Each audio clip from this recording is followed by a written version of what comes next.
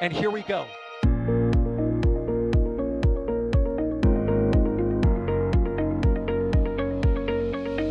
have liftoff. Propulsion continues to be normal. RCPA chamber pressure looks good. Following up. Roger, roll, planet. Water towers fly! Yes! Tango down to nominal. Flight downside FD off. Bring in FD off. Off. It's orange! Oh my god! Oh my god! Decollage. Put that in the big bag, 343 unfolds to go. Indeed. We rise together, back to the moon and beyond. This methane will be igniting in the flare, correct? Yikes. You dead? We don't need any more of these.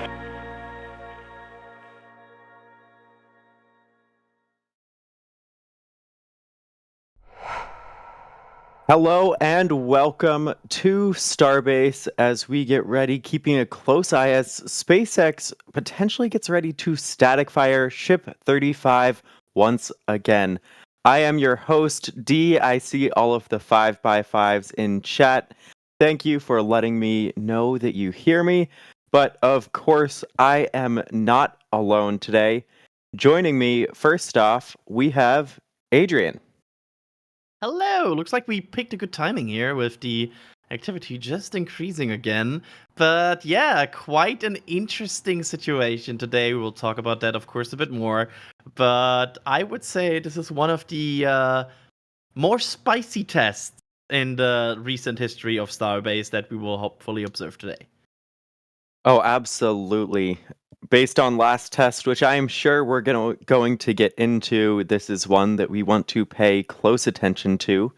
We are also joined by Ryan. Hello, everybody. We're kind of entering uncharted territory here a little bit, you know.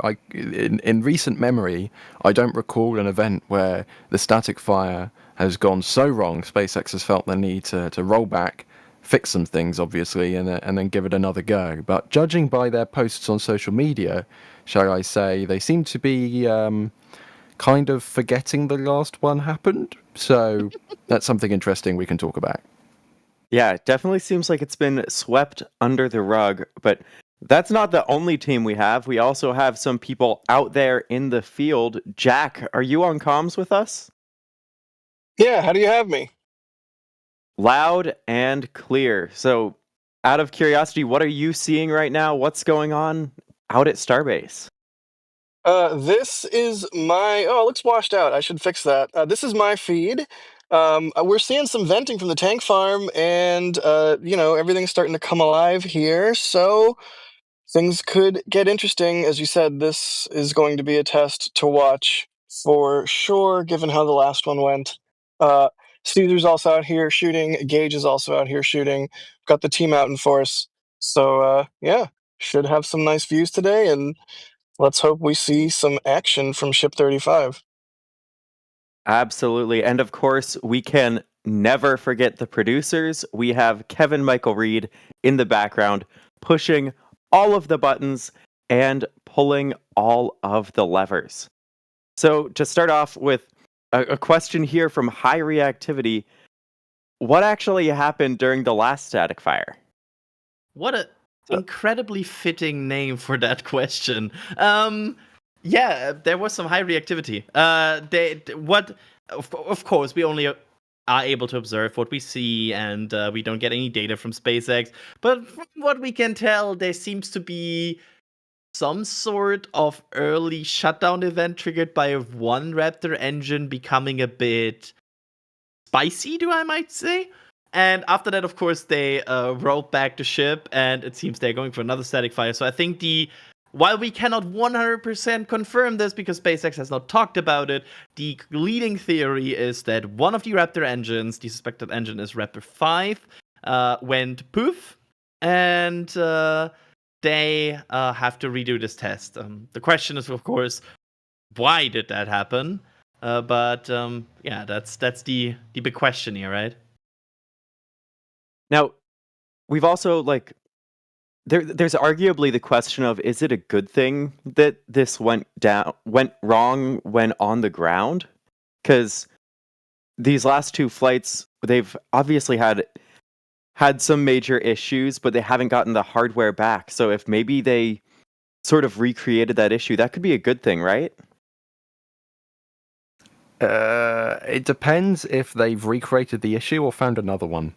And the where we are at this point is SpaceX hasn't said anything, and all we can see was a big bright flash under ship, and that's kind of the limit of our knowledge, because we don't have any flame trench cameras. We don't have anything closer than the publicly allowed areas, so it's impossible to tell exactly what happened. But it's pretty clear to make a prediction. Something happened with engine number 5, which is the one that was closest to one side of the vehicle, because we could see some flames around that area, should I put it that way.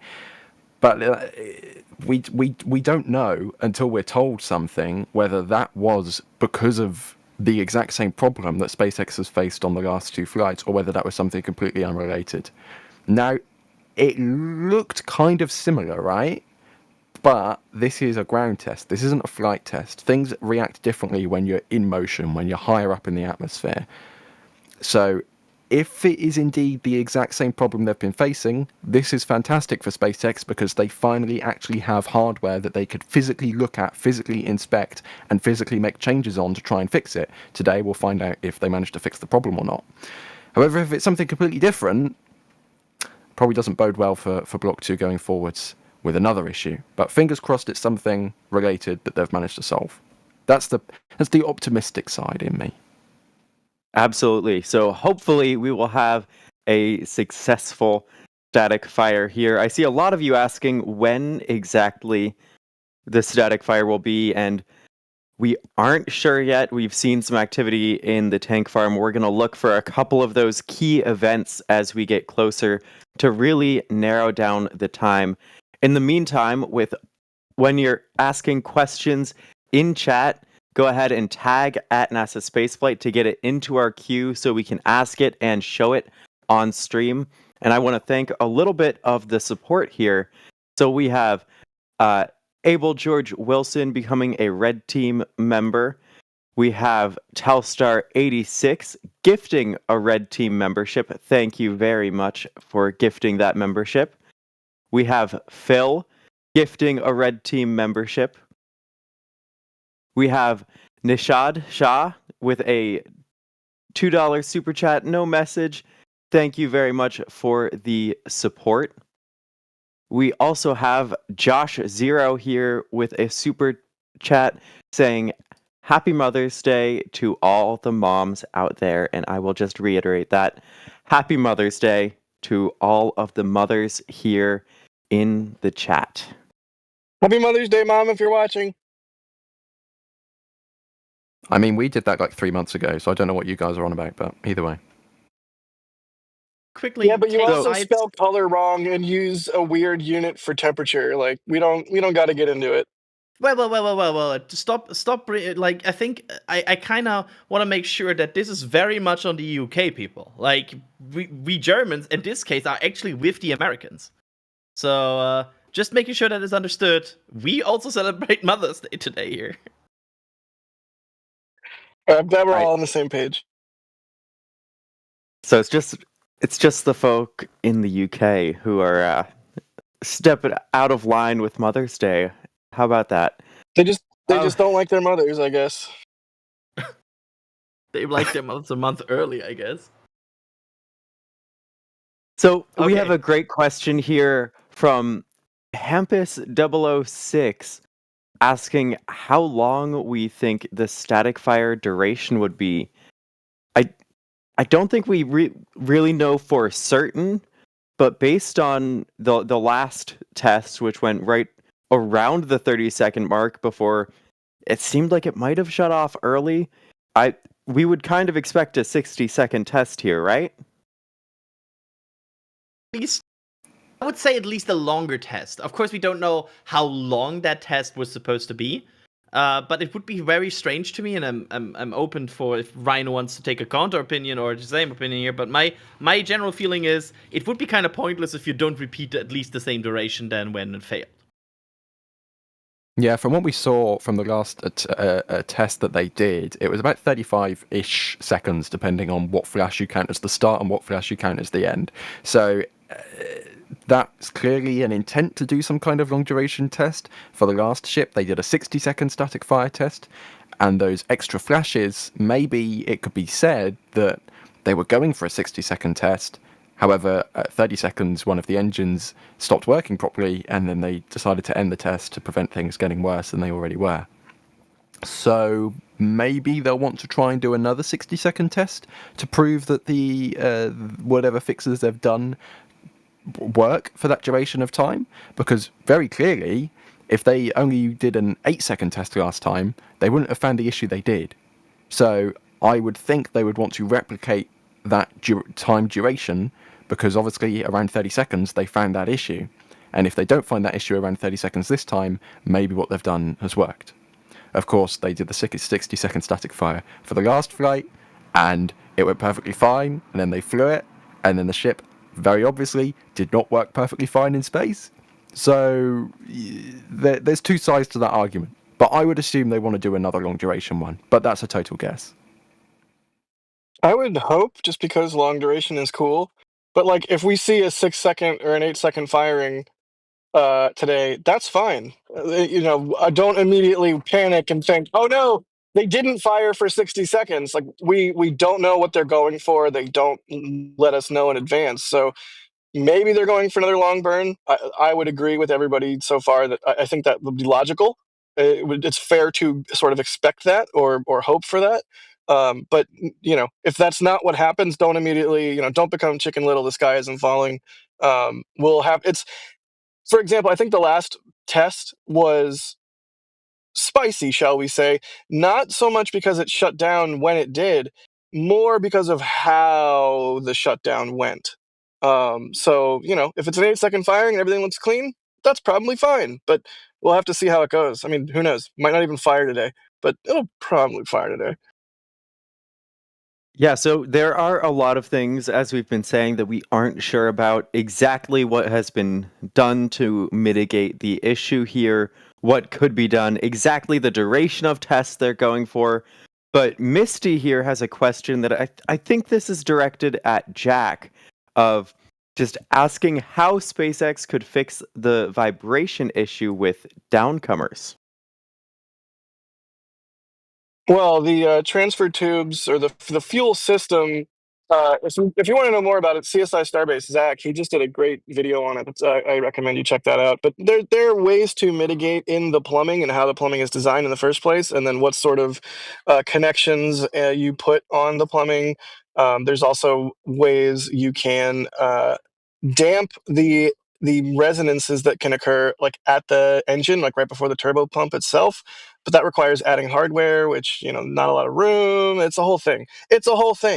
But the question is can they retrofit whatever fixes they need on version 2, or is version 2 just toast as a whole? And that is part of why today's test is so important, and why we're all eyes on ship 35 today. Is because if it continues to not go well for version 2 ship, what happens then? Do they skip straight to version 3? Do they?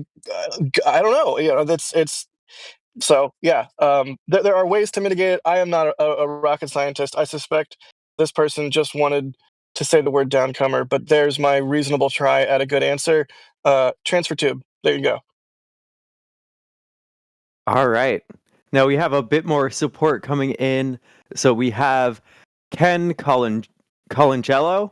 I hope I said that right, with a $2 super chat, saying apply reattempt to affected ship until success. And absolutely, that's a keep trying and fixing and trying again. And with that, hopefully, we will see a much more successful flight this time around. We also have Airbee USA 380 Airplane becoming a Capcom member. Thank you very much.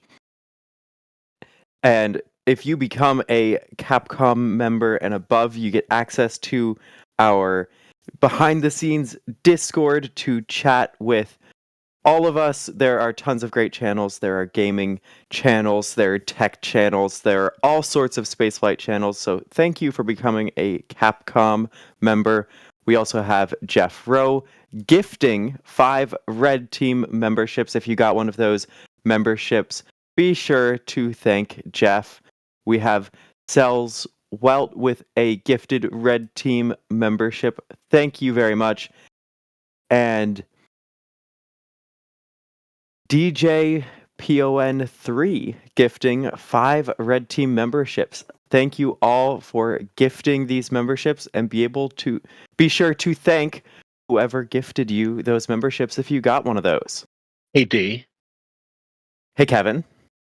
Speaking of Capcom and above, some of our members got to hang out with me for like 40 minutes this morning before the stream. I don't know if that's They cool or sure not, did. but some people got to hang out with me. It was cool. It was cool because I was listening in and chatting occasionally while I set up my cameras, and that was delightful. And you can be delighted too by Kevin's lovely reading of everyone's question out to everybody and letting us answer in the pre-shows for things, if you remember. Yeah, That's I either actually the read best chat. or the worst advertisement ever for the member Discord. It's probably the worst. I'm gonna Even mute. we at NSF pay that to talk to Kevin. Actually, that's how we do it. It was actually, it was really nice. Like, I didn't even have to have a Sorry. podcast or anything on this morning. I was just hanging out with my friends listening. True. It was a great way to wake up and hang out with the team. Now, we have a lot of questions in queue, but this is a really good one from Dylan that I think it's worth shedding some light on, asking, how do you tell it's going to be a static fire soon enough to actually start streaming? Like, there's a lot of stuff that we're looking for, so why do we have a stream going today? So A, it's venting. Venting usually means something is moving. Of course, there's different reasons why this could vent, because there could also be a tanker there, right? There could be a tanker refueling this thing right now. Well, they can't, because we also have people in the ground, actually at the ground, that know that the road is closed to Massey's. So we have Gage there, we have Jack there, that also give us that information. And if you combine these two factors, right? Okay, you know, A, it's venting. So it's either tankers or a test. And you also know the road is closed to Massey's. Well, 1 and 1 equals 2 in this case. And that means there's some testing going on at Massey's.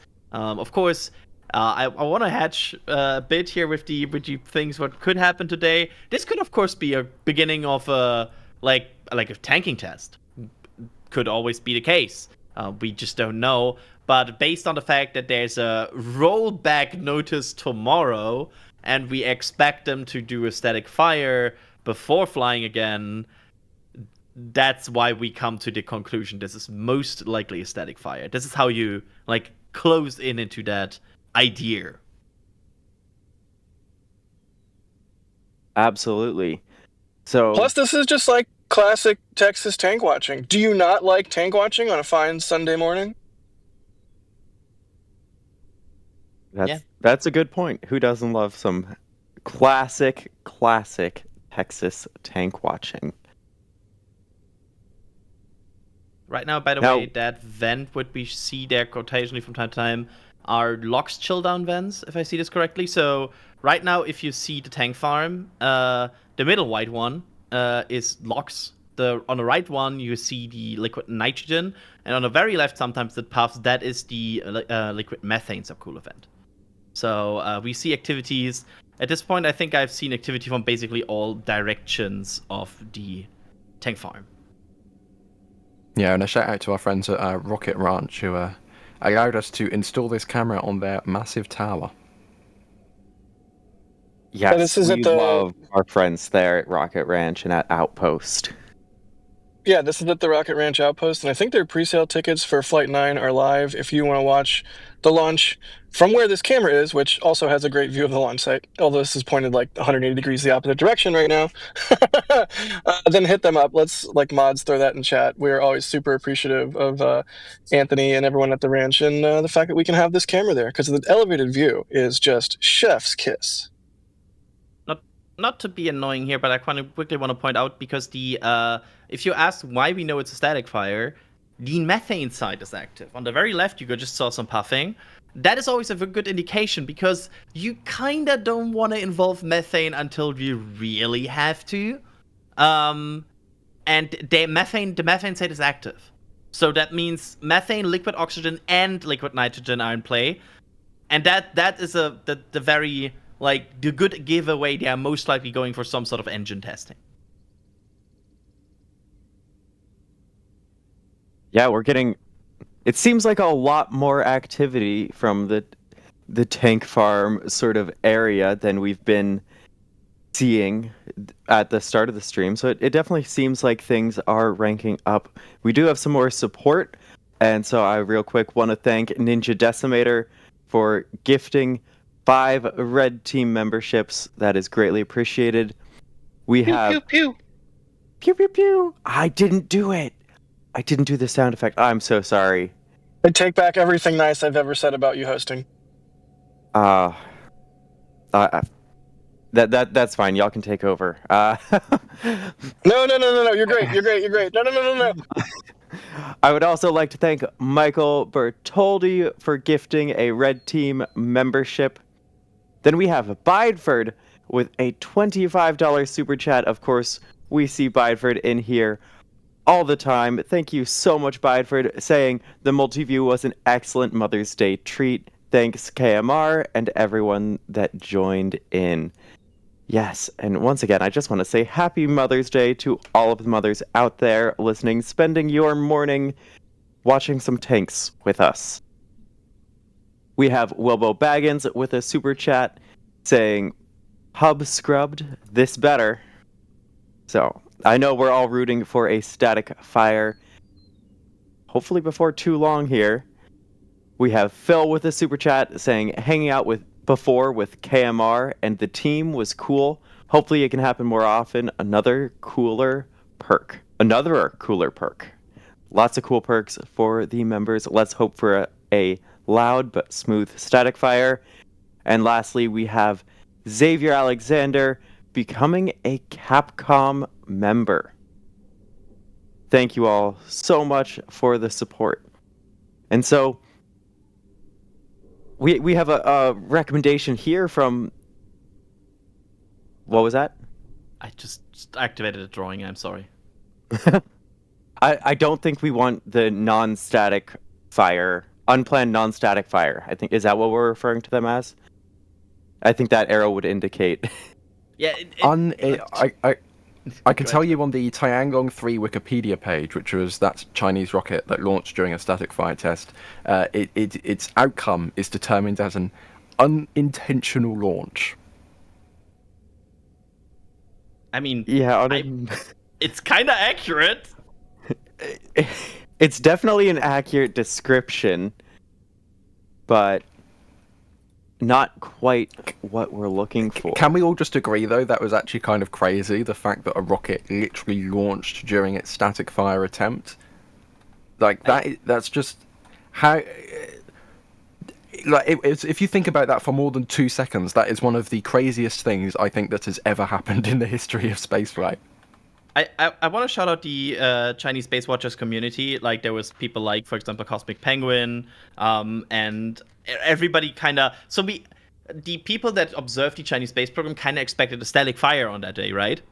And the funniest thing ever was, I don't know who it was, but there was one X-post going out that was literally like, the good news is Tianlong 3 just launched. The bad news is it was not supposed to. And a picture of the rocket in midair. And that was like the first sign we got of like, oh no, it launched.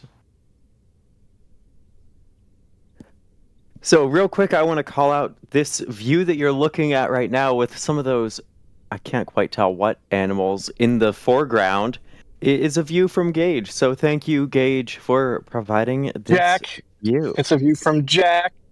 Oh, I'm sorry. You're good. Gage is the view with the with all the water in it. I'm the one that's shaky because I'm more zoomed in and windy.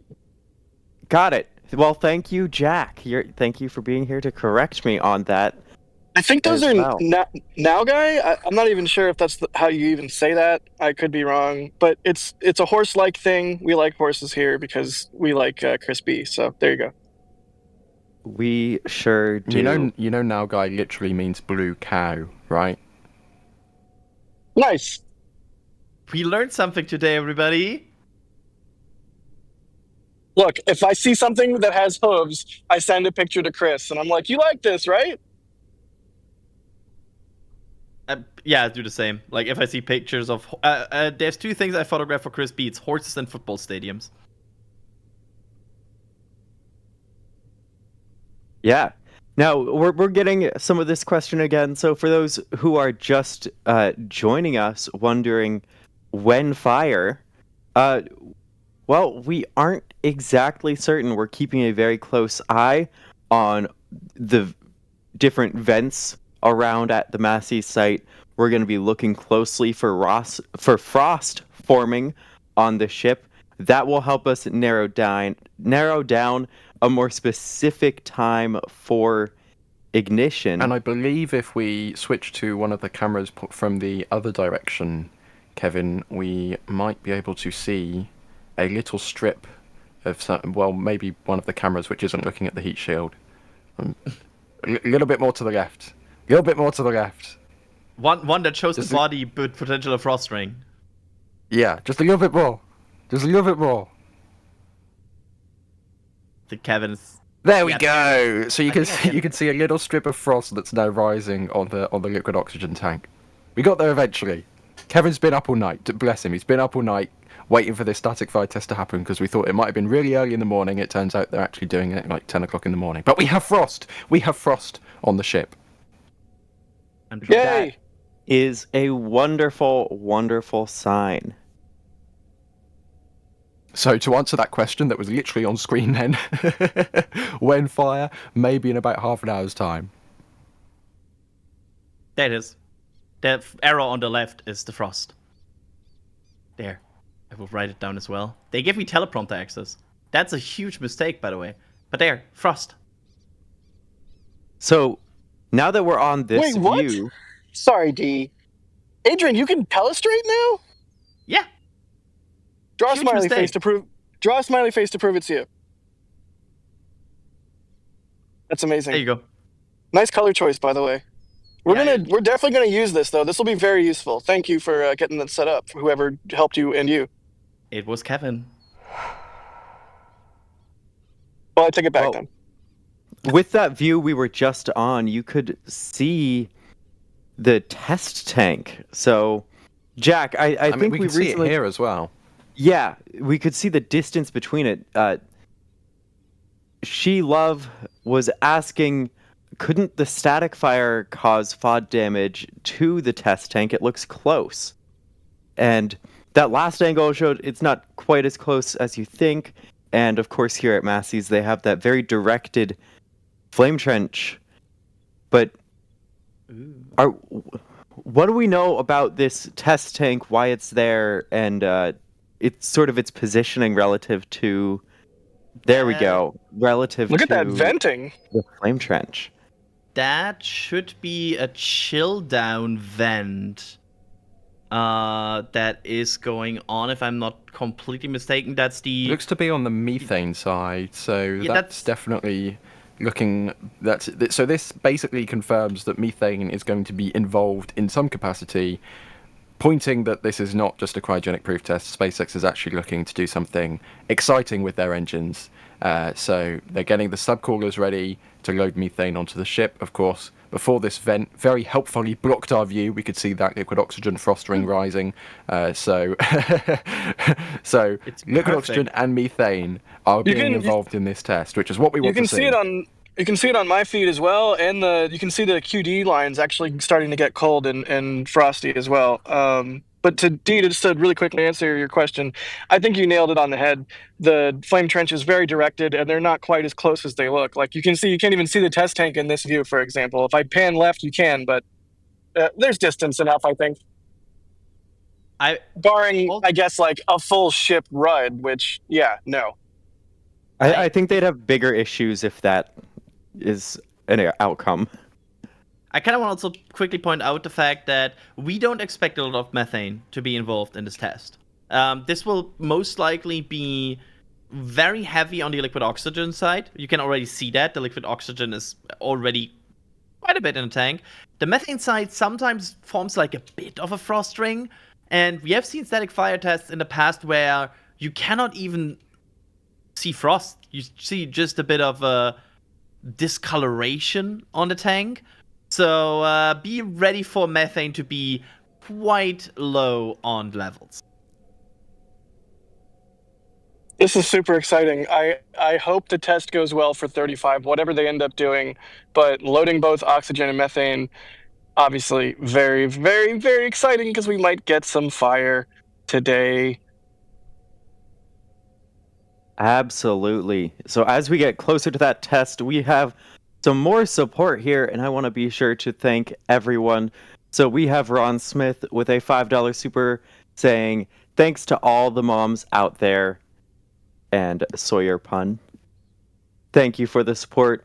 We have Astro95 Media with a $10 super chat saying, 35 comes alive. Appreciate all the hard work, guys. Keep it up. Thank you very much. We always appreciate the support. We have Cooper Buffington with a $2 super chat saying, when do you think the HLS proto will be ready?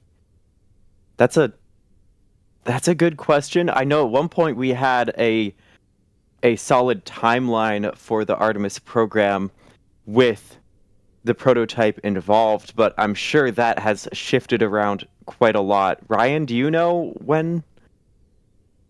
Soon, hopefully, maybe. We don't have any indications on dates or hardware or anything like that, right? So right now, Starship needs to get into Earth orbit, let alone lunar orbit, right? We're a very long way away from the moon. We need to get to SECO. We need to prove we can relight in space. We then need to be able to achieve orbit. We then need to be able to rendezvous and dock in orbit. We then need to be able to transfer cryogenic propellants in orbit. We then need to be able to get all the way out to the moon. We then need to be able to orbit around the moon. And then we then need to be able to descend and land on the moon. And we need to do all of that by 2 years' time. So that's a lot of stuff SpaceX still needs to work on.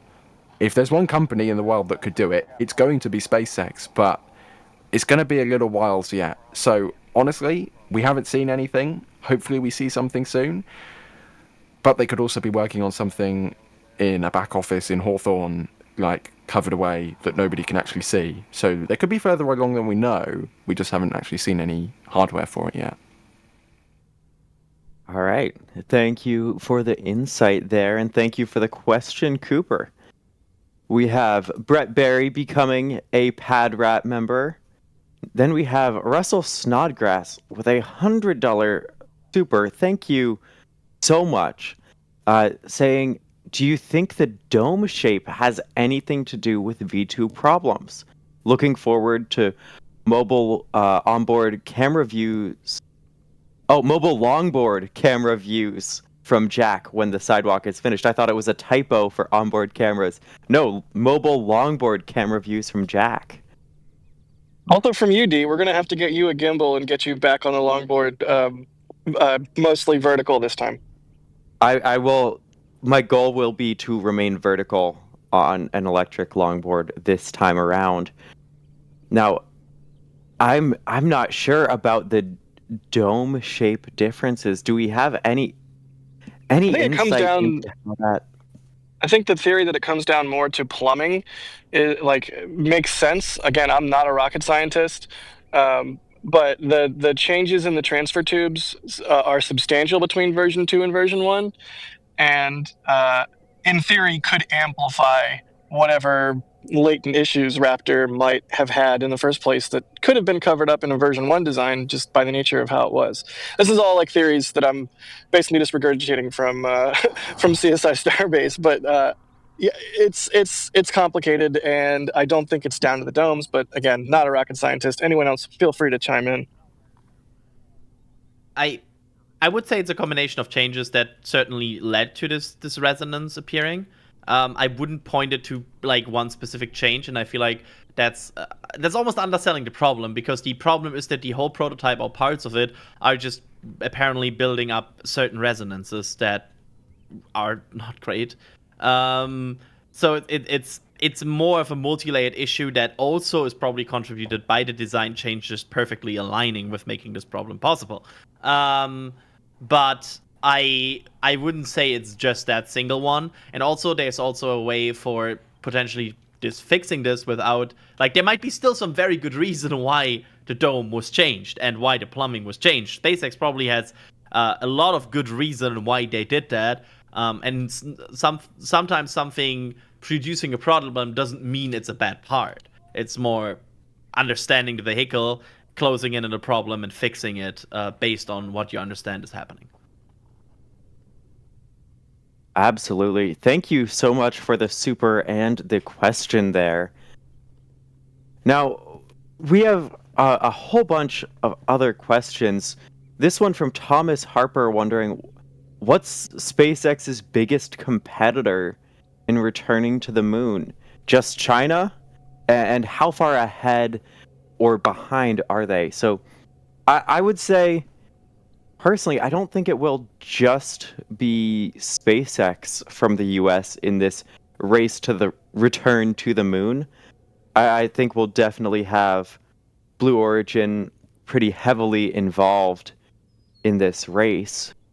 But I mean, Blue Origin are also under the same contract that SpaceX is, right? Just for a later Exactly. Artemis mission. So it's going to be if the reality plays out the way that these two companies have been contracted, SpaceX will be the first company to land humans on the moon because they were contracted to do the earlier mission, right? Blue Origin is also being contracted to deliver astronauts to the lunar surface on behalf of NASA. So those two companies, assuming they fulfill their contracts, will be delivering people to the surface of the moon.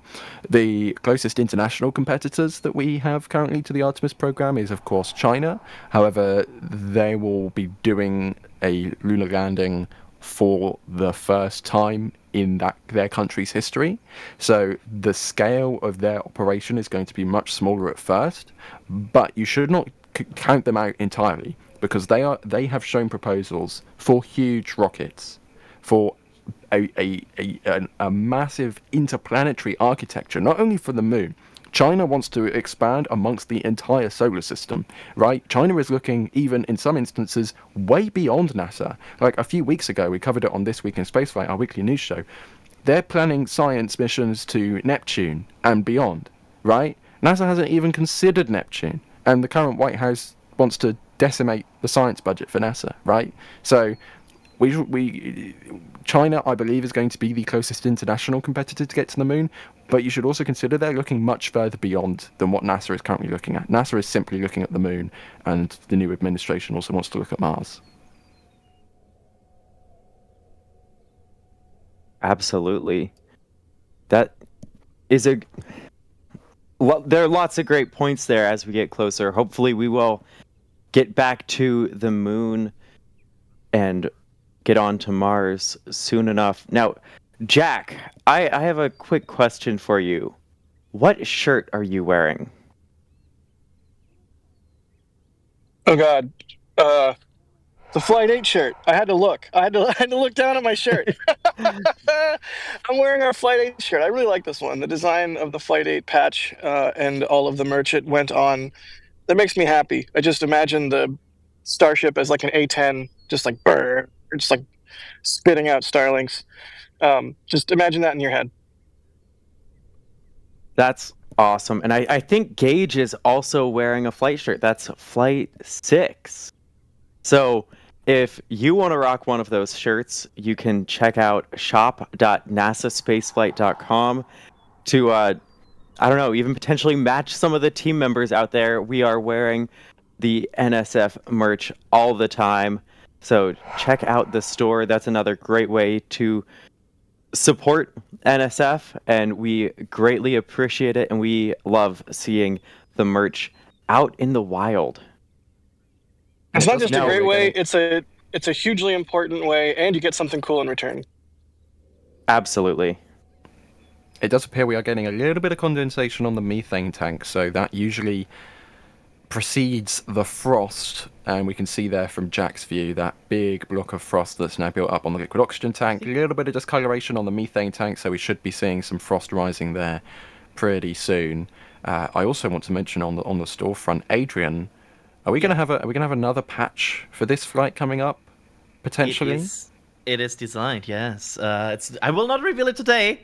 Don't at me. I will not do it today. But we have a patch closing in, and of course at full stack, we will give you the patch goodie. I will not. Chris B is very adamant in chat to show it. Yeah, I see it. I see it, but we are closing in on revealing that very soon. I'm getting actually added here to reveal it by people in chat and in the your team members. Why are you doing this? But I will not do it today. It will be, however, very close to reveal. Actually, Ryan, you have seen it. So I have seen it. Oh, something I do find rather amusing, though, is that dating back to Flight 6, none of the events depicted in our patches have actually occurred. Flight 6 showed the booster catch, Flight 7 showed re-entry, and Flight 8 showed Starlink deploy. So We don't gotta really worry about that. We don't have to worry about that. yeah, somebody on X once made the joke of like, you can perfectly see what is not happening on this flight based on what NSF has on the patch. So there was a joke at some point to put an explosion there because then it won't happen. Yeah, welcome to my world. Look, you design the patch for the world you want to see, not necessarily the world you end up living in. I won't leak anything, but I will say if the event depicted in this flight's patch doesn't happen, we have very, very big problems. I will agree with that. I will agree with that. Yeah. That's a leak, all right. Yeah, that's a big leak, but I will say I agree with that. If the patch doesn't happen this time, oh, we are in trouble. So we're continuing to get some questions about how long we think we have until static fire. So now that we've seen the fueling, we have a bit of an idea when it might be, right? Yes. Very much. We are expecting around 10:15-ish based on previous timelines for the static fire. 10 maybe earlier, maybe later, of course.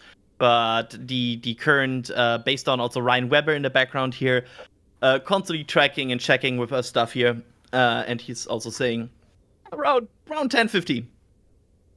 Yeah, and that's pretty much entirely based on when the fueling process started, when we started to see that frost. And I will also say, if just random time, if it does actually happen at 10:15 local time, that would be 22 hours and 39 minutes after this ship began rolling out of the Mega Bay. 22 hours and 39 minutes from rollout to a static fire. If it does happen at 10:15, that would be a strong message from SpaceX for the type of testing they want to do now and going forwards. That is a message that says we want to test and we want to fly. Absolutely. And to combine with that, Ryan, we also have seen, so of course, some documentation that if this test goes correctly, they might roll this thing to the launch site directly. Like there is some closures that popped up that says transport from Massey's to launch site. So maybe they're just skipping the production site altogether and just rolling the thing to launch. Well, that's definitely one way to save time. So y'all don't expect a clock in the upper left corner. Since we don't have that exact time that we know they're working towards, we're estimating it. That could be misleading. So we're going to keep an eye on all those all those events and work getting closer to launch. Now we have a question here from Matthew V. Given the bold history of booster landings, do we think if Ship 35 is perfectly on target, might Ship 36 try a catch attempt? I would not be shocked. I would be mildly shocked. I would definitely be impressed. I wouldn't be surprised.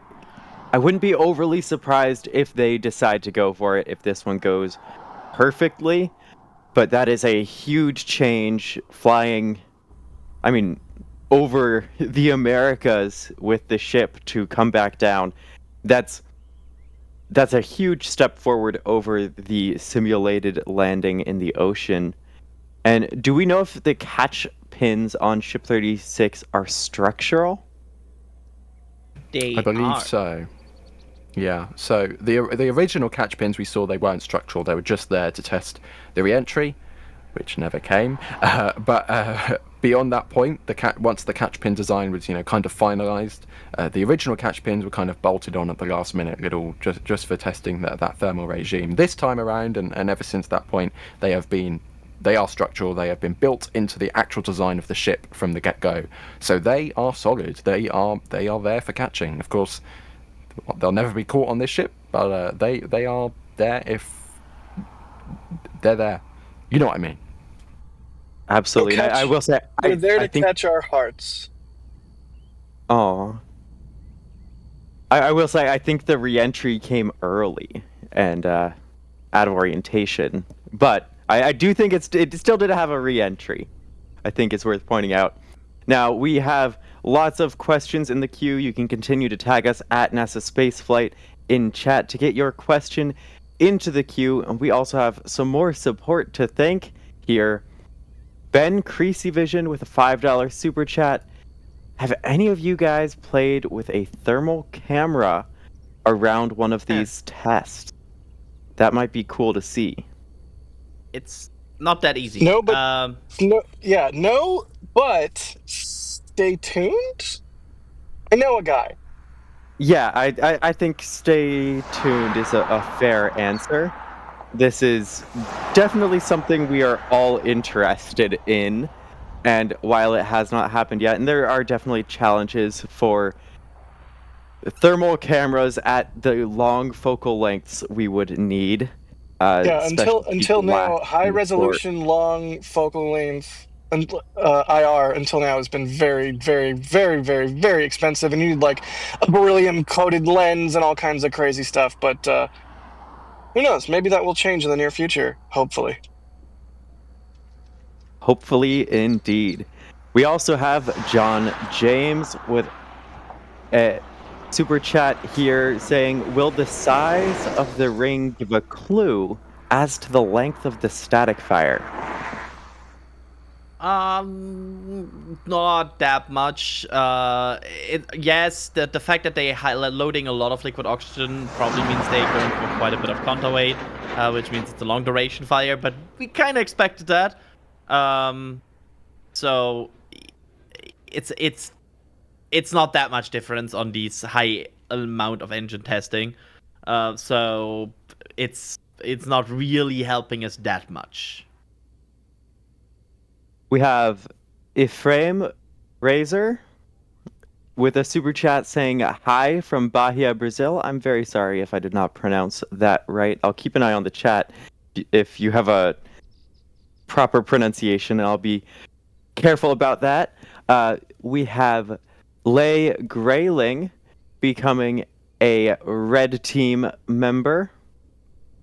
We have 33 Raptors Mimi with a $10 super chat with a bunch of fingers crossed emoji. I know we're all crossing our fingers for a static fire here coming up maybe in around 15 minutes. We're getting closer. We have Shane Wardle gifting 5 red team memberships. If you got one of those memberships, be sure to thank Shane and thank you for gifting those. Now, this one might cause some infighting. MXR Spade with a super chat asking, what's the most forgettable ship/booster post IFT1? Booster 8. I'm right now going through which ones I don't remember. I want to real quick head off. I see a lot of people in the chat saying ship 26, and you are all wrong. That is ship 20. absolutely not forgettable. It was Yep, a 26. very memorable ship. Yeah, The good fact point. that- Thanks, Chad. Yep, 26. 26. Yep. The fact that we are all immediately jumping to ship 26 and that ship 26 still gets talked about on stream means It's It's not memorable for forgettable. all the Ship. wrong it reasons. is. That's why it's the best. Okay, ship. I will give you that. It's not forgettable, but I don't think you're winning the point you want to win here. Ship 26 is the best ship. It's not our fault think that that- certain people have an irrational dislike of it. I think the whole naming scheme for Starship kind of makes it impossible to forget any of the vehicles because they're numbered sequentially. And we're at ship 35, 36 right now. So, are you gonna? Do you not know how to count to 40? Like, how you gonna forget one of the numbers? Let's I reword think, I this. think What's the way it happens is when you have a ship that gets like partially built and never finished or never used for anything, like I don't know, ship 26 or ship 27. You know, some of those weird ones that like never got 16, built. 17. Yeah, 17. 18, 16 they actually built. 19. 17 they like partially built, and then yeah, exactly. Those I are watched pretty ship forgettable. 26 Static Fire. I watched Yeah, no, ship 26 Static Fire. yeah, that's why you have an irrational like for ship 26. Okay, let's reword me that. What is the worst Starship flight so far? Oh.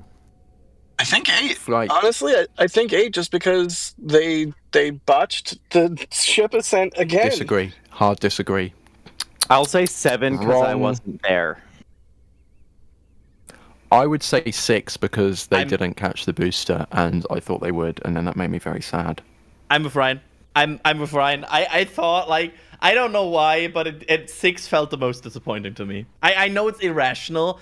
Disclaimer: this is very irrational. Don't hate me. But I think 6 was the one I left most bummed. Okay, That's I so feel actually like makes no irrational, I hate sense. it now. saying SN11 is the most disappointing. Okay, Ouch. maybe that one wins. I mean, SN11's hardware rain was kind of funny though. It was awesome, but it wasn't the question post Flight 1. Yeah, If we're doing all no question SN11, no question. Although that I definitely wouldn't say that that's forgettable. it's SN11 is just the biggest robbery of the Starship program because it's the most spectacular explosion we never saw.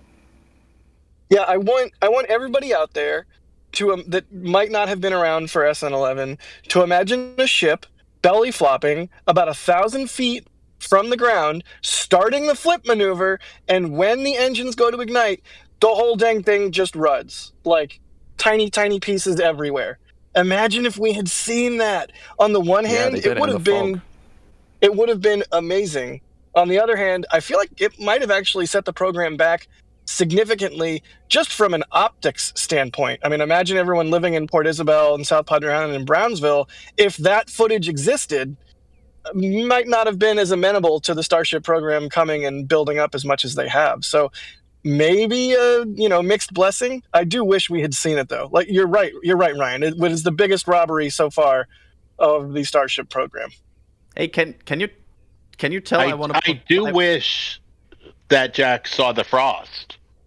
Yeah, like can you tell I want to point something out here? Oh, hey, look, there's methane frost, and Adrian drew on screen. There's methane frost. They're very much loading methane. I mean, we knew they were loading methane, but at this point, it is enough to fill the whole down tuber, and basically also. Oh, they filled the downcomer? And no. Why do you want to hurt me? Yes. And at this point, it's touching the outer walls of the ship, which is good. So that was way high pitched. So at this point, about 10 minutes. All right. Well, as we are getting closer to to the static fire here. Andrew McNeil has a question with what's with the venting at the tank farm? So, especially since you can draw over the screen, are you able to sort of point at the different vents and explain what those mean for us?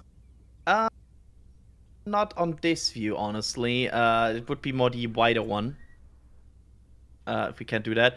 So the one that you see, I should actually draw, maybe not in the first one here on the left. Great arrow, Adrian, great arrow. The one you can see there is the methane subcoolers, which are venting from there. We also have the whole LOX system, which I just once again drew, is here. That's the LOX area and the LOX chill down vent. And then also we have, of course, nitrogen, which is supporting all of this. Nitrogen is venting from here. So this is basically, I will not draw this, but like from the left to right, it's methane, it's liquid oxygen, and then on the right, it's liquid nitrogen. I will not draw giraffe. How do you pronounce that animal? A giraffe? A Thank you. giraffe. A giraffe. Giraffe. Let's immortalize that one along with Squidgeriddle and giraffe. Let's just all agree that today's officially the best day of ever. It's Giraffe in German. I'm sorry. That is perfectly understandable. As we get closer and closer to this static fire, I want to be sure to thank the support that has come in here. We have Virgo Drewski with a $5 super chat asking if we think the chrome models of Starship and Super Heavy on the SpaceX website are worth it. I still want them. Yes. That's my answer. That is fully dependent on you. It's like, I kind of want one. Am I gonna buy one? No. How much disposable income do you have? I certainly would not purchase one of them. I mean, they look cool, don't get me wrong, but, maybe there's an extra zero on the end that doesn't need to be there, just saying. I mean, all of my disposable income goes towards cameras and camera accessories, so that's no Starship model for me. But if you want it, go for it. Also, I'm hearing some really loud venting from the ship periodically. That's kind of nice. Yeah, that's the... I would... without somebody saying, like... 100% that's, but I bet you that's the top off of the liquid oxygen tank. Because if you imagine a liquid oxygen tank and it's being close to be filled, at the very top there's a bit of air, constant boil off, and usually before a ship or a booster is filled, they will start to vent off that remain gaseous part of that tank, and that in this case is a bit of gaseous oxygen. It's like pressure maintenance venting. For lack of a better term. I'm sure there's actually a fancy aerospace or rocketry term for it, but there you go. Yep. Yeah. We are coming up on potentially around 6 minutes away. Once again, we don't have an exact T0 here. SpaceX hasn't published a target time for the static fire, but based on the filling and when we can see these different events, it seems like they're targeting 10:15 local time, which is super exciting. I'm curious for everyone in chat, are any of you actually out in the Starbase area? I'm not. No, I can wait. I No, have I'm stickers. not either. Come find me. I have stickers. That's the deal. If you find one of us out here, you get a sticker or a patch or something. Not like a flight patch, but like a NSF patch. It says NSF on it. Sorry, cars. A special patch that you get, like, money cannot buy this patch. You can only get it if you find Jack or another member of NSF who happens to have one of them on them. Was that a drone that passed through the shot? I think it was I'm not sure. Birds are drones. Is it a bird? It might be a bird. Well, it's moving in bird-like formation.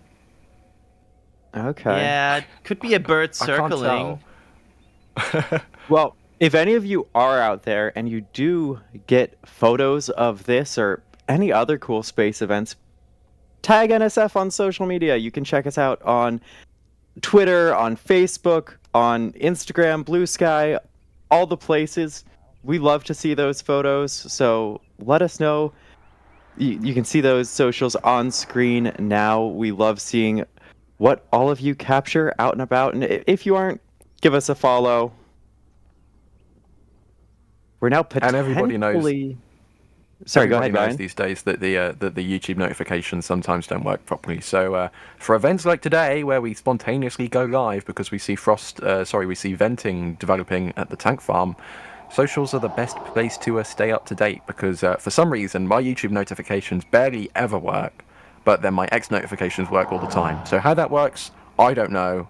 I'm not a developer, but I trust my social notifications more than the YouTube notifications. Yep, that's also how I do it. Like, YouTube never works. X and Facebook tend to be really great about notifications. So there you go. Now we're potentially around 4 minutes away. Are there any things we're looking forward to before just engine ignition, Adrian? Like, what should we be keeping an eye out for? I mean, honestly, at this point, we will just wait for the tank farm to die down a bit because they will start top off at some point. And once that top off has completed, it's just a matter of reaching flight temps and flight pressure, which is a very, very invisible process. And then we are probably seeing a firing. I want to quickly explain why this is venting while it's being fueled. Basically, you should imagine these vaporizers as like a grid of like very, very small pipes. And basically, while they cool down and chill down this, it has a contact with a lot of surface area because that helps cool all of this down. And that boils off a lot of nitrogen. Like what we see there is boil off usually of nitrogen that is being released into the atmosphere. So what you see there is basically rapid boil off of nitrogen that will die down closer to firing.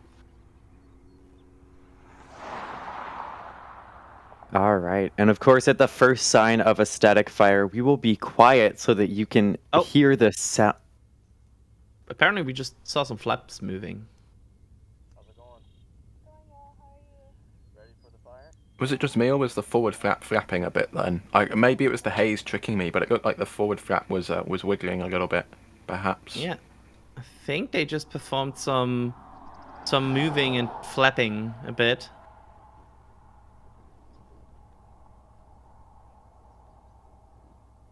So It is hard to tell. I'm keeping a close eye on it.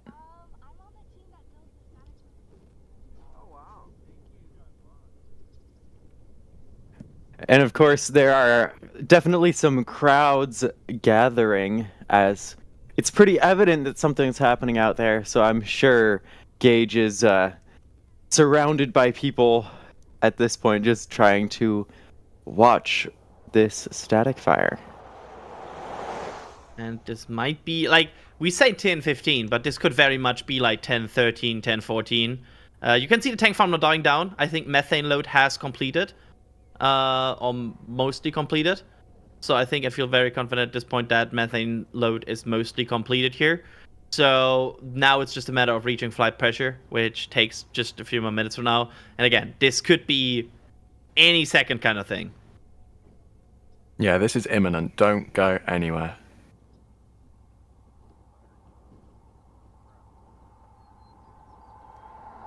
Whew. And I mean, this is a high stakes test, right? Like, this is not your usual static. It really is. It's abnormal for them to do like a second one of these tests if the first one goes good. So they really want this one to go well. Hopefully they were able to really determine the root cause of what happened last time around, and hopefully that resolves the issues that have been seen in flight as they get ready for IFT-9. Oh my goodness, D. You could hear the smirk, I think. Oh yeah. One thing that we can tell, though, is SpaceX wants to fly this next flight as soon as they can. That is a message they have sent through their testing, through their rollout closures, and through the fact that 22 hours after they rolled out this ship, we're mere moments away from a static fire. So SpaceX wants to get this thing going, and if this time it doesn't go well, I don't think they'll be flying anytime soon, let's put it that way. Yeah. And we are coming up on 10:15. This test could happen at literally any second now. Yep, the tank farm definitely has completed its duty. Just a matter of spotting it.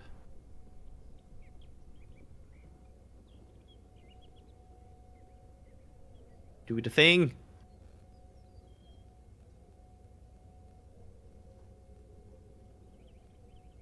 It is not doing the thing yet.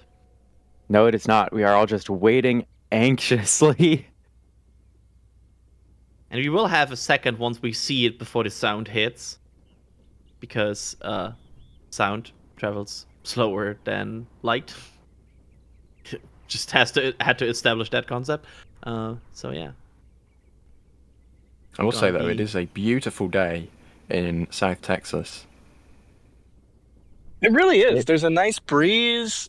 There's not a cloud in the sky.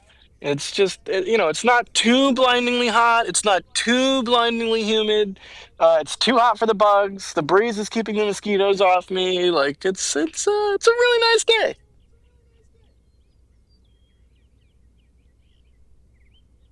It is perfectly. Basically, the table is. I will not even say complete that saying because otherwise I'm getting jokes on the back channel. But it might be any second now. I'm staring at the bottom of the ship. Yep, I'm inches away from my screen right now.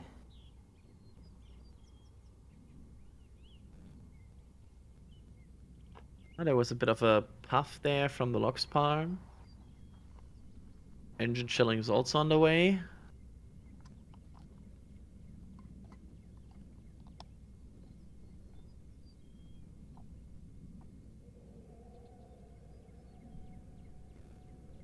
It is. This is funny because this is classic tank watching, right? Like we have no idea. At any Yeah, moment, how many this thing could static light up. fires? How many static fires have they done at Massey's? It's been a number at this point, but not a whole lot. And part of the reason why we have such a feel for the timing of things at the launch site is because we've seen so much testing there. So it'll be nice to get more static fires done at Massey's so we can get an even better feel for the flow of these things. You remember the first static fire of a ship we saw at Massey's? Yeah. It was Ship 26. Nobody cares.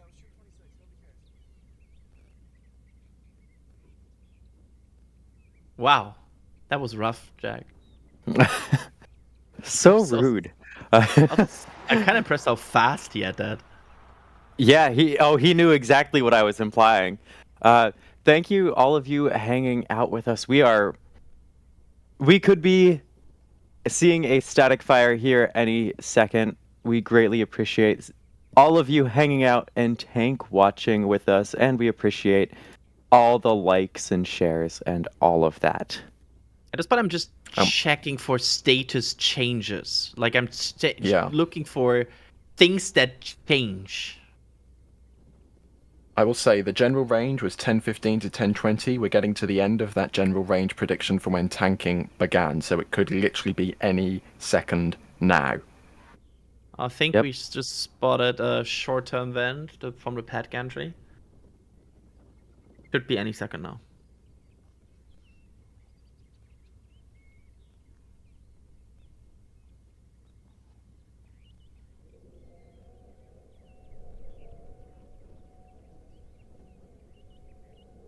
Do the thing. Do the thing.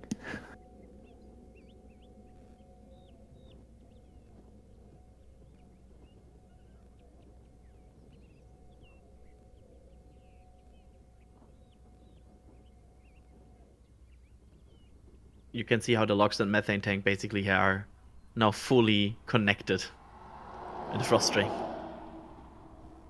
Yep. Remember, they can also hold these things at T-minus 40 seconds. That is how the Starship countdown works. So there's always a chance they're doing final checkouts before moving on.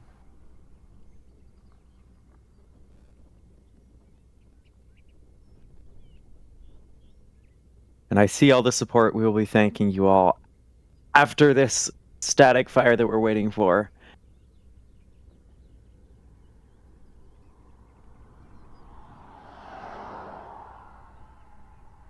It's letting us wait. I think I see some venting from the LOX tank. Yeah, I was about to say, looks like a little bit of Yep. a stream of gas coming out of the liquid oxygen tank there. Let's hope that vent doesn't stay there for a long period of time. Oh, the vent on the engine chill just stopped.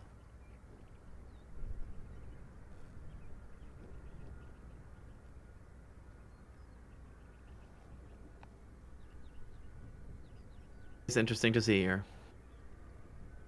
The LOX vent is still going, right? That vent is continuing. I believe we Uh-huh. can barely hear it there from the Yeah. distance.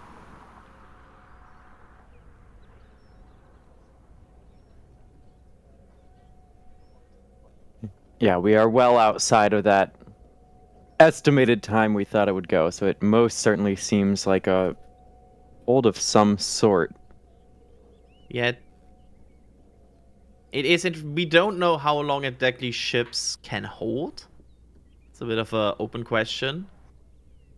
That LOX vent, however, stopped again, which is good because it started to make me nervous. Because anything that goes like longer, we are talking about bad things. But it stopped, which is good. We are still in belief mode.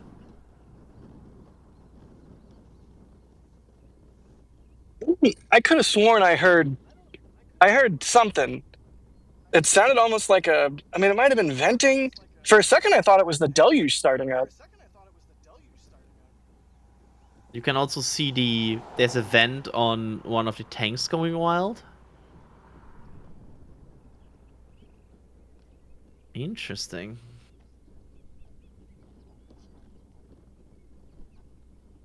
The cars you are hearing, by the way, are not close to the ships. The cars are close to the people that we have in the field. We definitely heard a little bit of a whirring noise in the distance, which I thought was that liquid oxygen tank vent that we saw just streaming out of the top of the tank there.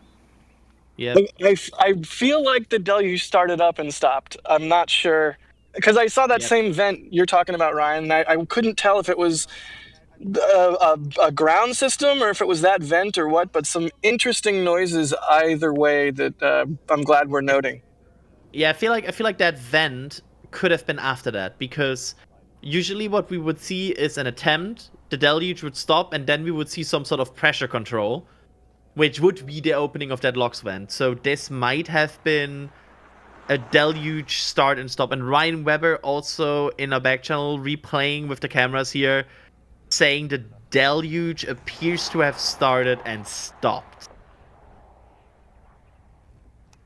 We will work, of course, on getting you like more on that, but it seems that could have happened. I feel like this angle might be an interesting one to look and reverse in the future. Just saying, because this could have maybe spotted some deluge. I will say I have been looking at this camera from the Rocket Ranch outpost the entire time. I didn't really notice anything out of the ordinary, so we'll just have to wait and see. I mean, it could always be just the like one sensor reading off, right? I mean, from my perspective, it was just like a very low, very brief floof. Honestly, like I'm not saying this is what it is. I'm not even speculating that this is what it is. But this is the thought that went through my head. Is I was like, was that a spin prime or was that a what? Huh. It seems like a lot of condensation moving in a generalized directed flame trenchy kind of way. So maybe they even got that far. Maybe that was deluge. Maybe I'm hallucinating and have been out in the sun for too long. Very, very interesting to see something though. That was definitely not nothing. I'm starting to rewind through cameras here, so if I'm being spotty on comms, that's because it. No, you're good. Check mine. Check mine around like 10:18, 10:19. Yep, that's exactly where I am right now.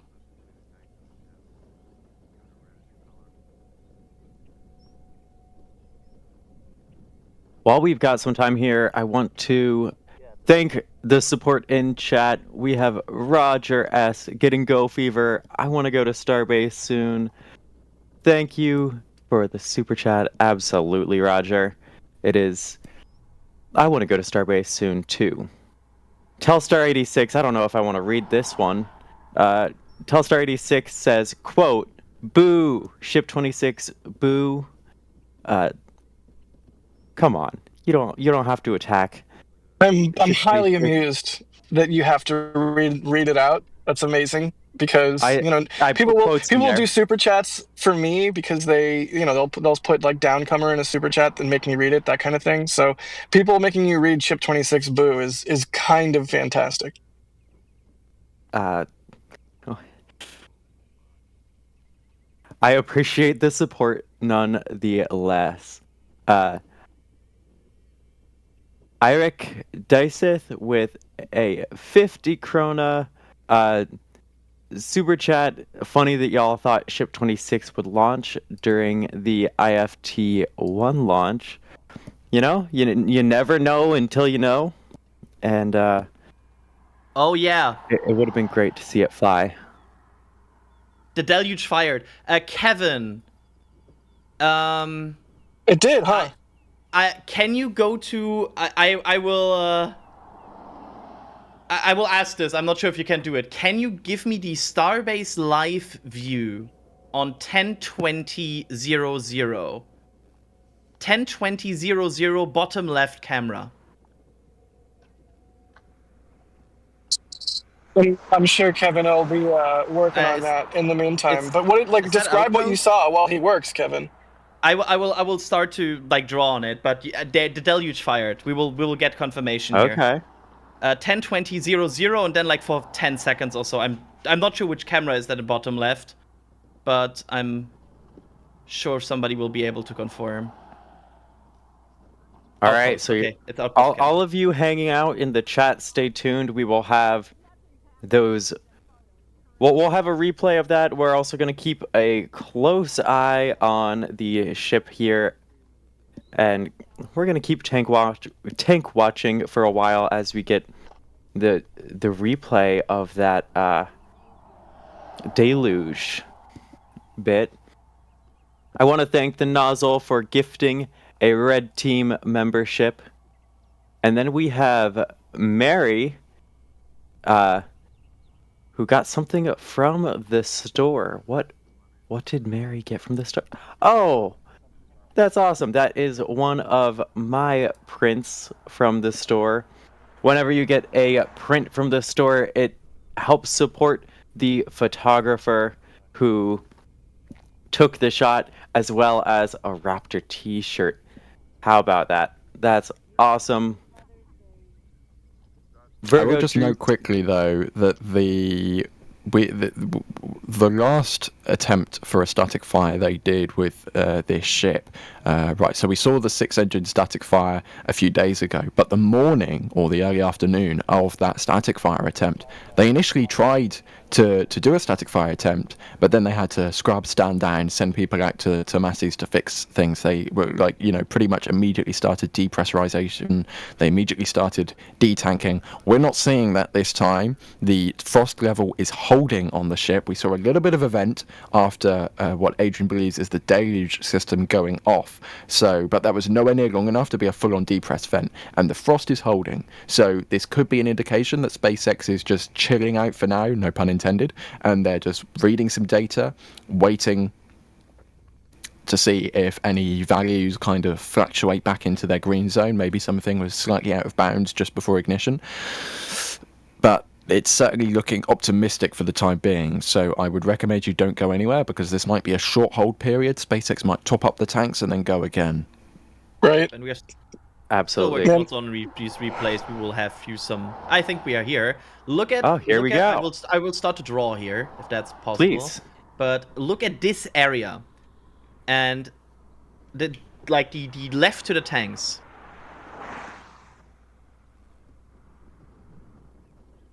I'm looking. Not sure, of course, which timestamp we are exactly on.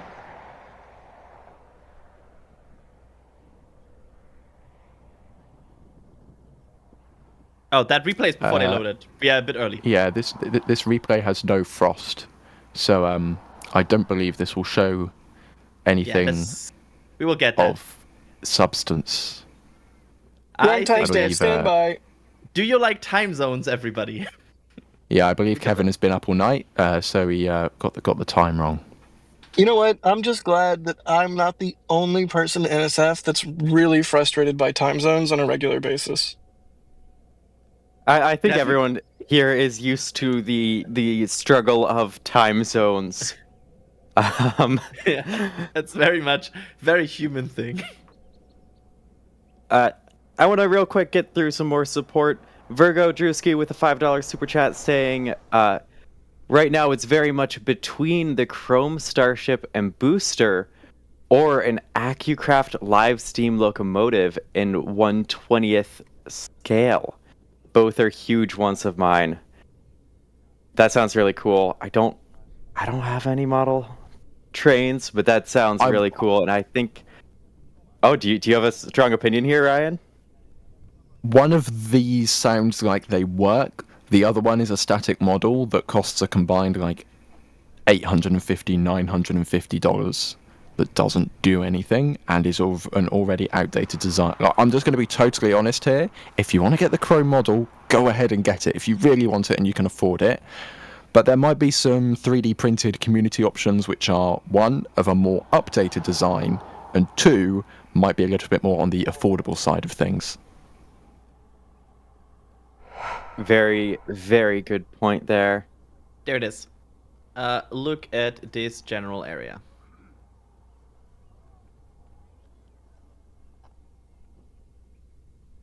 I hope.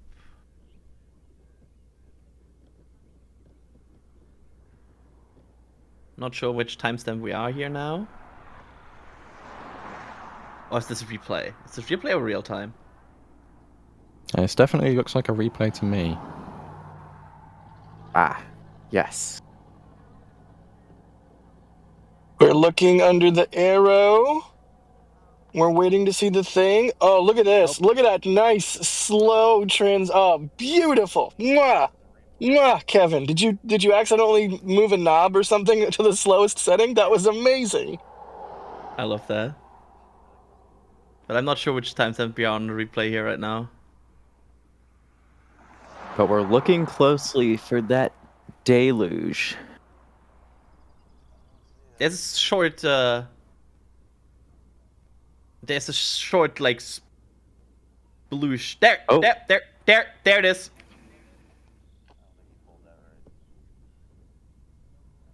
There, that's the deluge. Yep, that's what I saw from my end too. Exactly. Yeah, that. Okay. It looks so.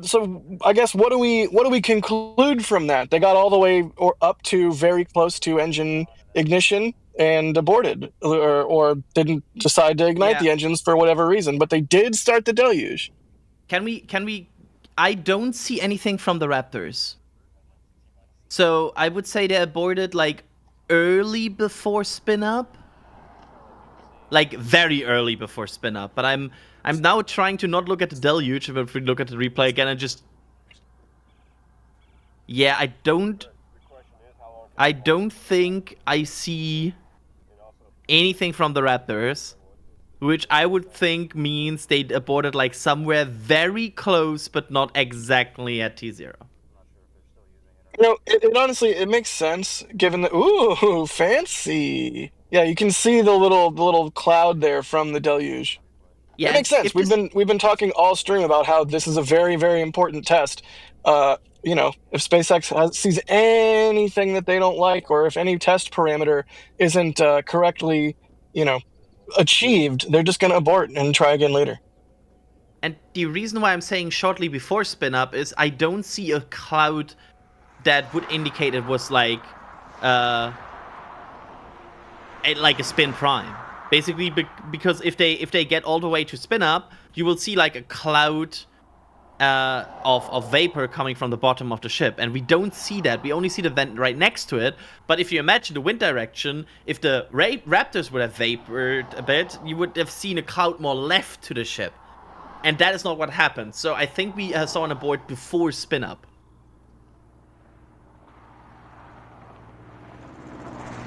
But But regardless, I think it is still incredibly impressive that in just 22 hours and 44 minutes, SpaceX went from rolling out of Mega Bay 2 to almost igniting the Raptor engines underneath the ship. I fully agree. Like, that's still an incredible pace. And this rollout, they had to go through the Sanchez lot because they knocked over a big bit of the Star Factory. So that means that the rollout was longer by a little bit. So, you know, under 24 hours from rollout to nearly static firing, that's very impressive in my opinion. It sure is. And of course, we can see the ship is still full of oxygen and methane. They don't seem to have done that full depress at this point yet, right? Like, so maybe they're still gonna go for it, but it has been a while at this point. I'm staring at replays still. Like, I'm trying to confirm if we saw any Raptors move, like, activating, but I don't feel like that's the case. And yes, they still have not detanked. This is, I mean, huh? Yeah, the fact that they haven't depressed the vehicle yet and they appear to just be holding with a full load of LOX is definitely interesting.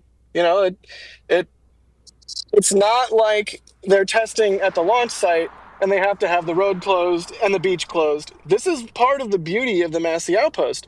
They're able to just test whenever they want, essentially. I mean, not, you know, whenever they want, but you know what I mean. Way more, it's way easier for them to just have a vehicle occupying Massey's versus, you know, tying up the whole launch site.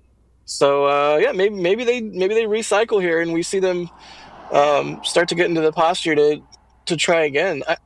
I really have to wonder, like, how much instrumentation there is and how they're able to comb through all of that information rapidly enough.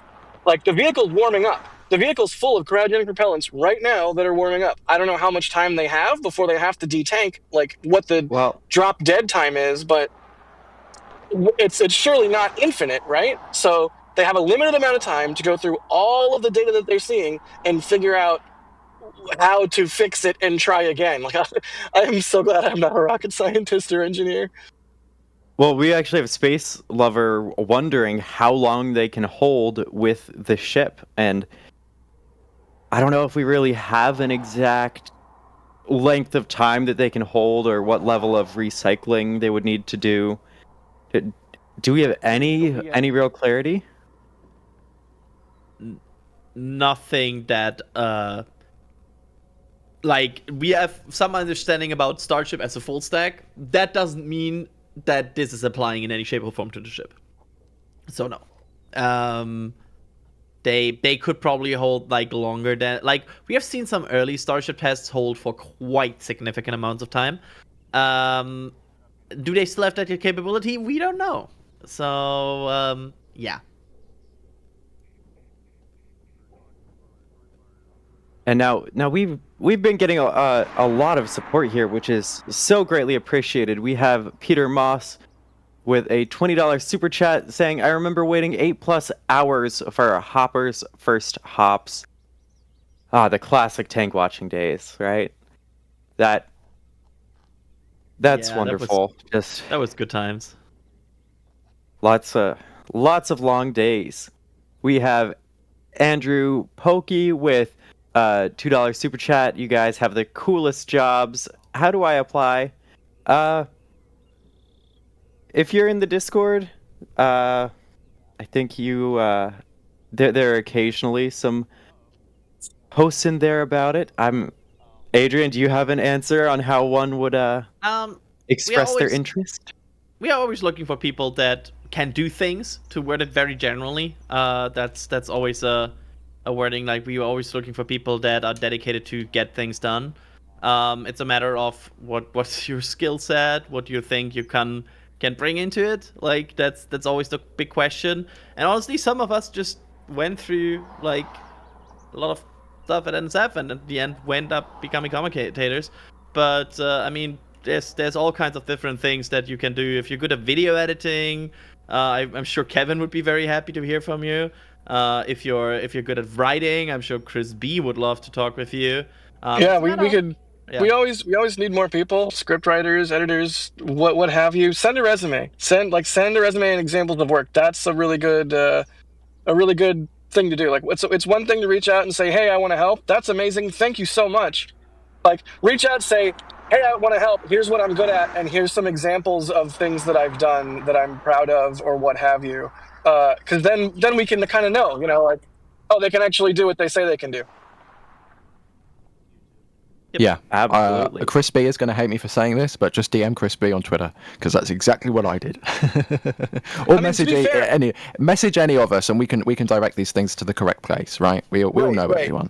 To be fair, I got into NSF years ago by messaging Chris B on the forums. Like, it's not a bad way to go. It's just the number one piece of advice I would have is include something or item, like a resume or items that show, back up that you have the skills that you say you have, just so that we know. Yep. Absolutely. Now we also have Mooing Cat here with a $50 tip to tips.nasaspaceflight.com saying, for the thermal camera fund, that is so greatly appreciated, and the tips are a great way to support that doesn't go through all the YouTube stuff. That's a wonderful, wonderful way to directly support NSF. Yeah, and to be clear, I know DAS is working on everything all at once, but I don't think we have any concrete plans for like a thermal cam right now. But we're always looking at possibilities, and you better believe that's something that's constantly on our minds. So always trying to up our game, and thank you for the support and helping us do that. I will always say we don't know as far as we know that right now is no thermal cam work, because I sometimes feel like DAS just comes around with things and is like, oh, by the way, I built this. Yes. We have a $2 super chat here from Echo Deal. A watched starship never flies. I would beg to differ. I would argue that every starship that has flown, with the exception of 11, has been watched as it flew. We have Andrew Pokey becoming a Capcom member. Thank you for becoming a member. There are tons of great perks you get with the membership program. Sean Lynch gifting a Red Team membership. Thank you so much. We have James Retired 597 gifting 10 Red Team memberships. That is incredible. If you got one of those, I'm still tired somehow. If you got one of those memberships, be sure to thank James. Now, Telstar86 is here with a comment that you actually need to read out, Jack. Telstar86 says, to balance out my earlier comment, get Jack to say East Coast good, West Coast bad, barfing emoji face. That's not a barfing emoji face. That is a laugh cry emoji face. No, I choose to believe it's a barfing emoji face. Nausea, barfing, sad face, swirly-eyed, X-eyes, skull head. Yeah, I'm more like double eyes to the left right now here on ship 35. Yeah, this is happening. Yeah, it's like we're keeping a close eye on everything because we still haven't seen a depress here, but it has obviously been about half an hour from when we expected a static fire based on them starting to fuel.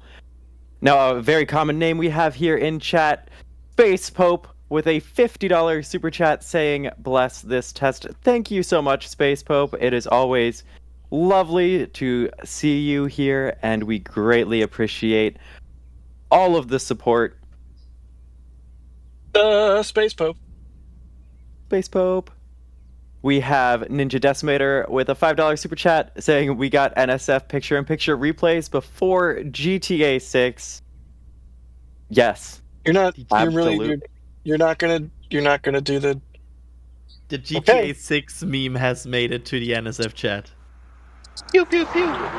There you go. There we go. Messed it up Thank you. again. I messed it up again. I'm trying to focus on hosting well, and wow, we just had Mike Alpha Tango Sierra gifting 50 Red Team memberships. That is incredible. If you got one of those memberships, be sure to thank Mike Alpha Tango Sierra in chat. That is a huge and greatly appreciated amount of support. Yeah, holy cow, that's bonkers. Thank you so much. So, in chat, let's see, we've got lots of questions. And I think we can answer this one pretty solidly. Little Earl asking, does the Massey's Deluge system have an off switch, or does it run until empty? It has an off switch. Yep. Is there a giant red button somebody pushes? Nah, it's probably part of a giant auto sequence that is running. But at the moment that auto sequence is stopped, that trench is also stopped. This is maybe like me being a bit naive when I started watching rocketry, but surprisingly little in rocketry is controlled by giant switches and buttons that people push. Yeah, well, the moment you have a human in the loop, that adds extra challenges and human-based delays and perception. So Yeah, we should mandate that like all mission control centers need to have like big vacuum tubes and like Van der Graaf generators and like large what do they call those big switches that you like pull the lever and like switch it? Is those called guillotine switches, something like that? Like yeah, it needs to be big red buttons and giant levers, like steampunk mission control. Adrian, I'm with you. I feel like we at NSF can start to send a signal here. For example, like when Ryan edits a video and sends it to render, it needs to be a giant red render V1 button. And like same goes for publishing videos. Like I feel like this we can do our things here. I think Kevin has a surprising amount of cool knobs and switches, but yeah. Yeah, Ryan should have to hand crank start a large steam engine flywheel to get a video to begin rendering. I'm on board. Yeah. Steampunk NSF, please. I don't think Ryan would mind at all. Do you want Jack, me we to need deliver my hand cranked videos on film time? cameras. Like, Ryan, you need to like 20 minutes like have that handle rotating. Is that okay for you? No. Tried. Tried. I think that was a yes. Still no depress. This is interesting. This is weird. I'm gonna say it. This is weird. What I'm on wondering earth what is the heck- going on? yeah, what is happening? Come on, do something, pokes with stick. Well, we certainly are watching tanks. This is a, you know, we have many tanks on screen. Even we've got the ship, we've got the test tank. So, just waiting to see thankfully, whether we have. We gave what's Adrian that? the telestrator, Yeah. so Adrian can show us what we're looking at. Do you want to draw a giraffe? Am I A giraffe? What exactly Giraffe? should I point out what we're looking at here? Like, I mean, here's ship 35. Draw There. a giraffe looking at a graph. There's crane. I'm bad at arrows. That's what I'm finding out here. There's crane. Jesus. Getting burst. There's test tank What? 17. We should probably talk about that at some point. It's booster 18.1, but yeah, testing 17. Okay. Oh, am I doing this live? Am I like sorry? I'm just. Stay tuned. We'll talk about it in Starbase update. I'm doing it. I'm doing it in quotations. B18. That's a 16. Give me a second. You're doing great, sweetie. Thank you. I really need to have this on an iPad. I'm so structural. I will shorten that, and then we're going to Wait, sorry. What? I will just says shorten that. Structure. Oh Oh my Struck god. go. tossed, Pez, that stunned. says T-E, I'm going to be charitable and say that's an E. T-E-S-V. So, There you go. Perfect. I think that's everything important. There's a light here. Light. What are the details on the crane, though? Red and orange. That's what you see here. Anyway, those are the details. The details are the colors. The details are the colors, apparently. okay, let's move on. I'm seeing a comment in the back channel from Gene saying this is the way TV was meant to be. Now we have Mick Healy asking if perhaps this very long hold is a stress test of sorts, which I wouldn't think so. But if any of you know better, because of the deluge specifically, it doesn't seem like it. Like they wouldn't have done the deluge if the purpose was a stress test, but perhaps now that they seemingly went for a static fire, now they're holding for a stress test. Here's the even thing: if that wasn't the intention. The transfer tube, so called because it transfers the propellant both up and down through. Hang on, truck. Sorry, a water truck just drove by. It transfers the propellant right through the LOX tank. So that's methane that has to travel through the LOX tank in a tube. That tube is surrounded by cryogenic LOX. That LOX is colder than the methane and can cause the methane theoretically in the transfer tube to freeze.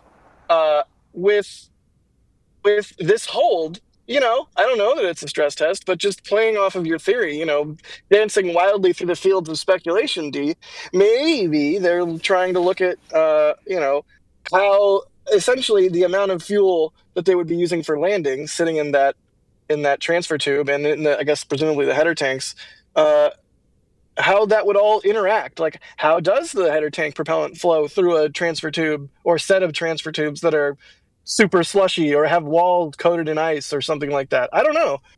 There's so many things with the Starship program where like we get so much information and we know so much because so much of this happens just on the side of the road and we're able to watch just like this.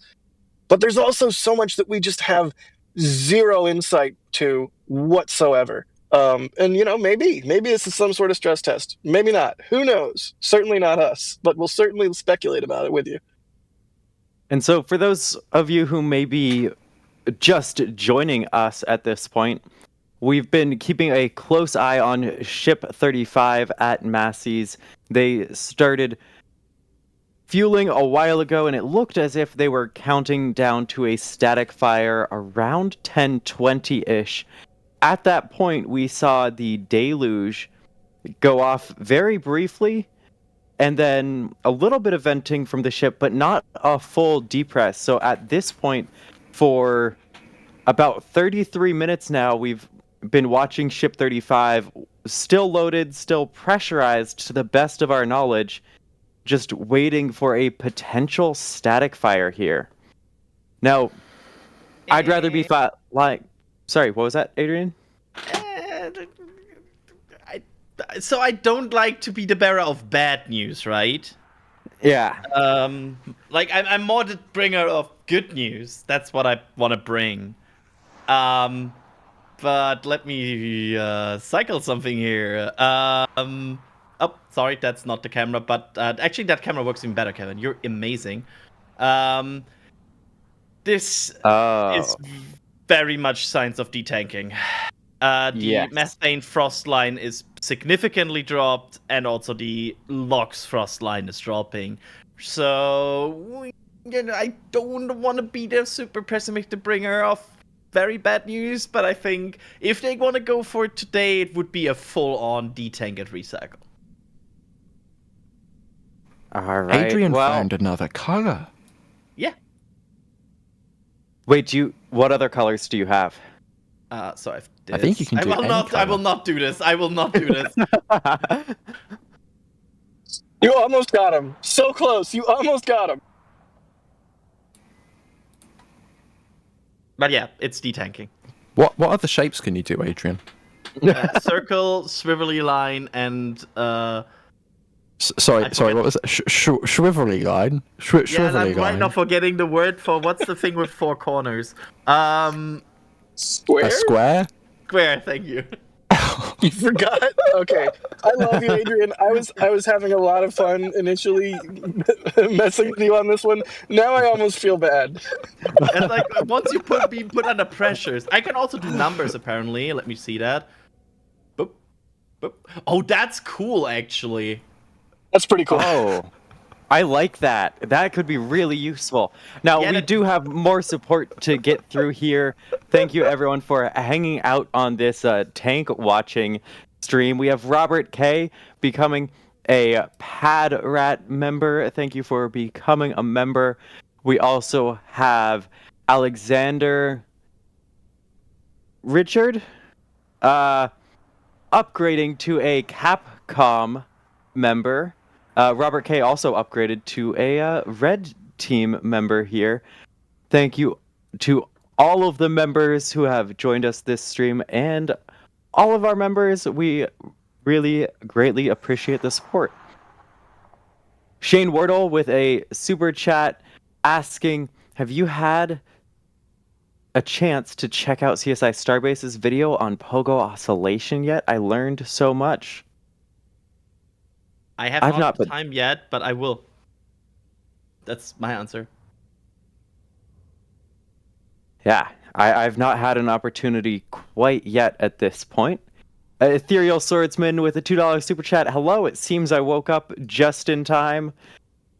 Well, woke up just in time for the disappointing news, unfortunately, but it is great to have you here nonetheless as we keep an eye on the ship here.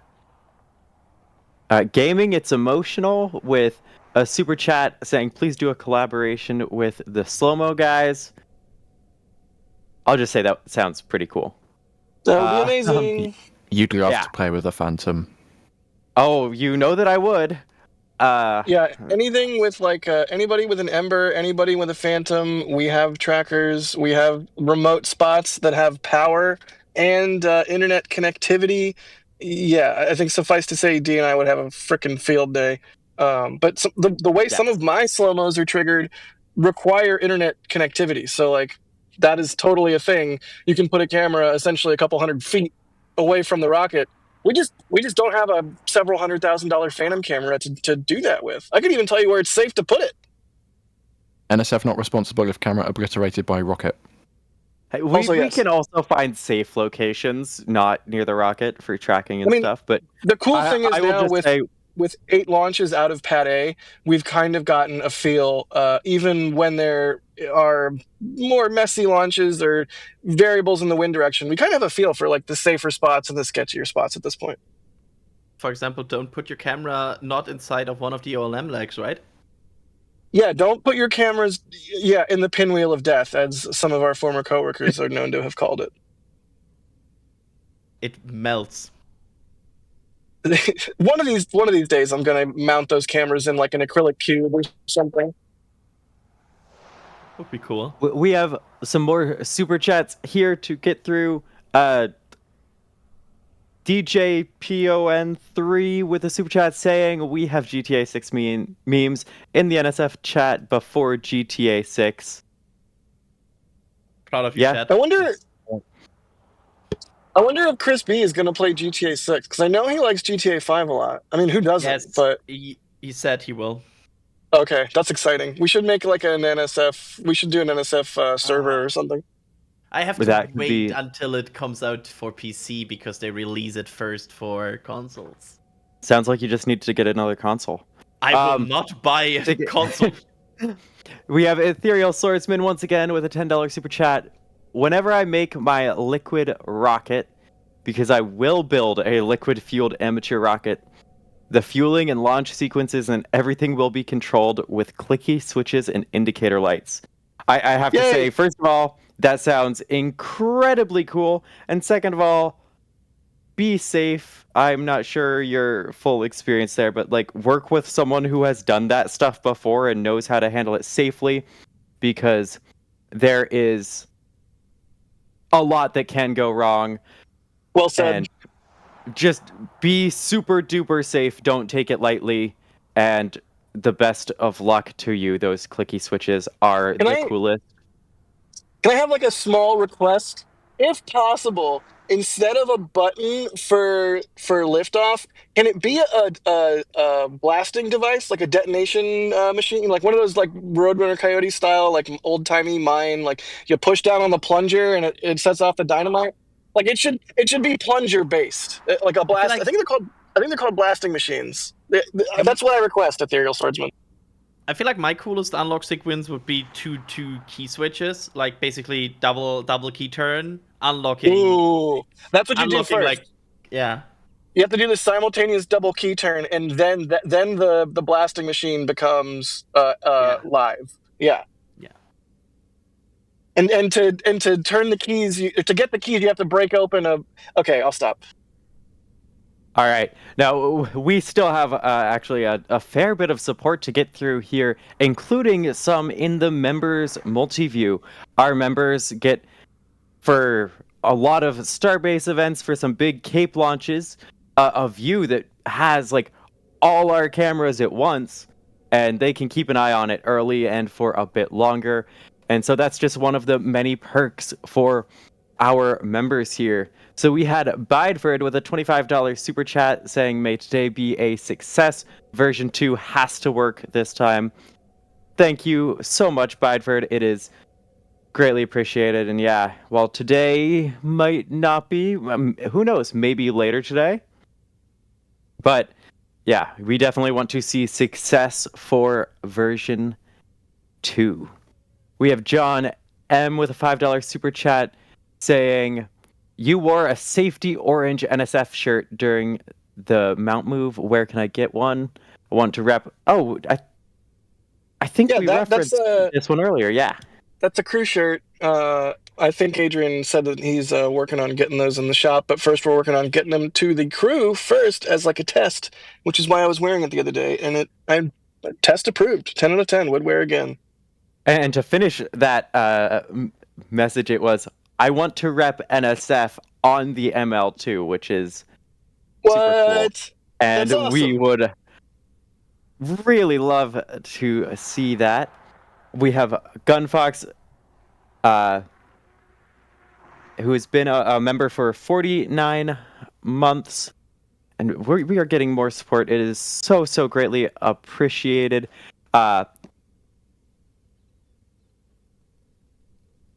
We have Ninja Decimator with a $5 super chat for Yak, hashtag Team Downtuber, or would you prefer the term Up Piper? Haha. I actually like Up Piper. Up Piper's good. You can call it an Up Piper. I won't grumble. Pew pew pew. Pew pew. I can't believe. An Up Piper sounds like a part of like a music instrument. It's like, oh yeah, you just have to attach the Up Piper there, and then that makes for some reason it makes me think of a pizza place. Like, welcome to Up Piper. How can I pizza your pie? Maybe I'm just hungry. You're just hungry. We have Shadow with a $2 super chat saying, "Are they waiting to load bacon?" I think that's the correct answer there. I hope so. We can see the level definitely dropping here. As long as they don't microwave and/or burn the bacon, am I right, D? Who would ever microwave bacon?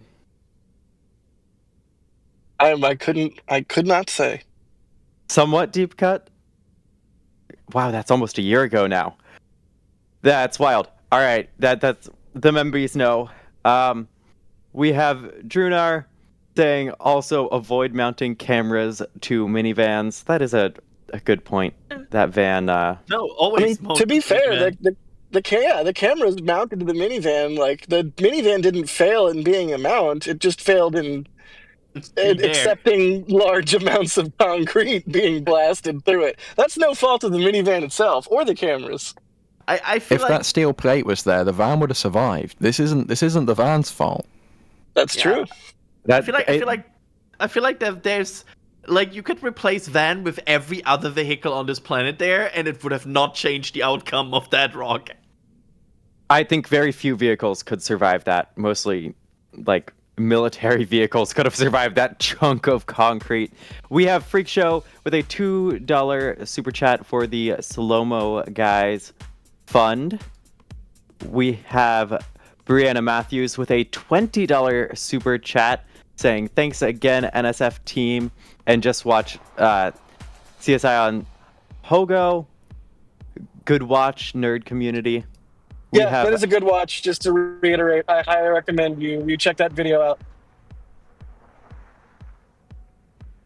We have Brianna Matthews with a $20 super chat saying, thanks again, NSF team, and just watch the... I just read that one out. We have Chris Laub becoming a Capcom member. Thank you so much. We have Mr. Gamer IO with $5 for the Cheesecake Fund. Ethereal Swordsman, a $10 super chat. I can do the double key, but not the plunger. The launch sequence I plan is too complicated. I have no experience, but I know how to take excessive safety precautions and likely enough book smarts. All right, just stay safe. WB Hokey 13 with $5 for the Cheesecake Fund Part 2. And Chris Laub. I had to stop the music. Yeah. Yes. Chris Laub with a $500 super chat. What? Saying, I love these live streams.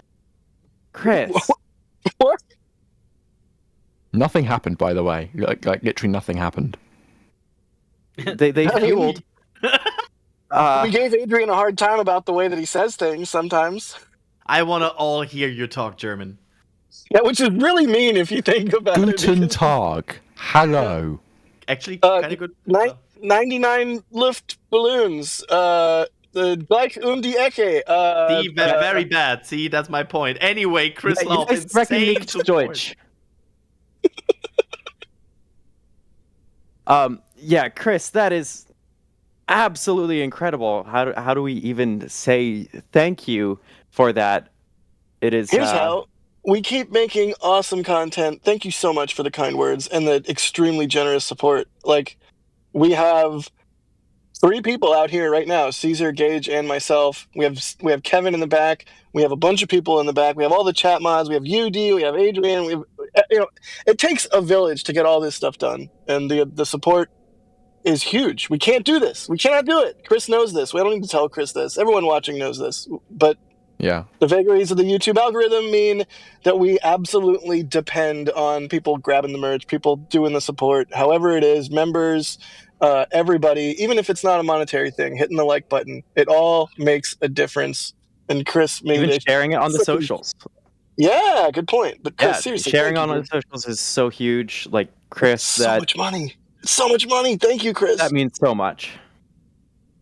The support is really, at the end of the day, what makes this all worth it, because just like you, we are equally disappointed when something goes in the direction of a test not happening, which is obviously what has happened today.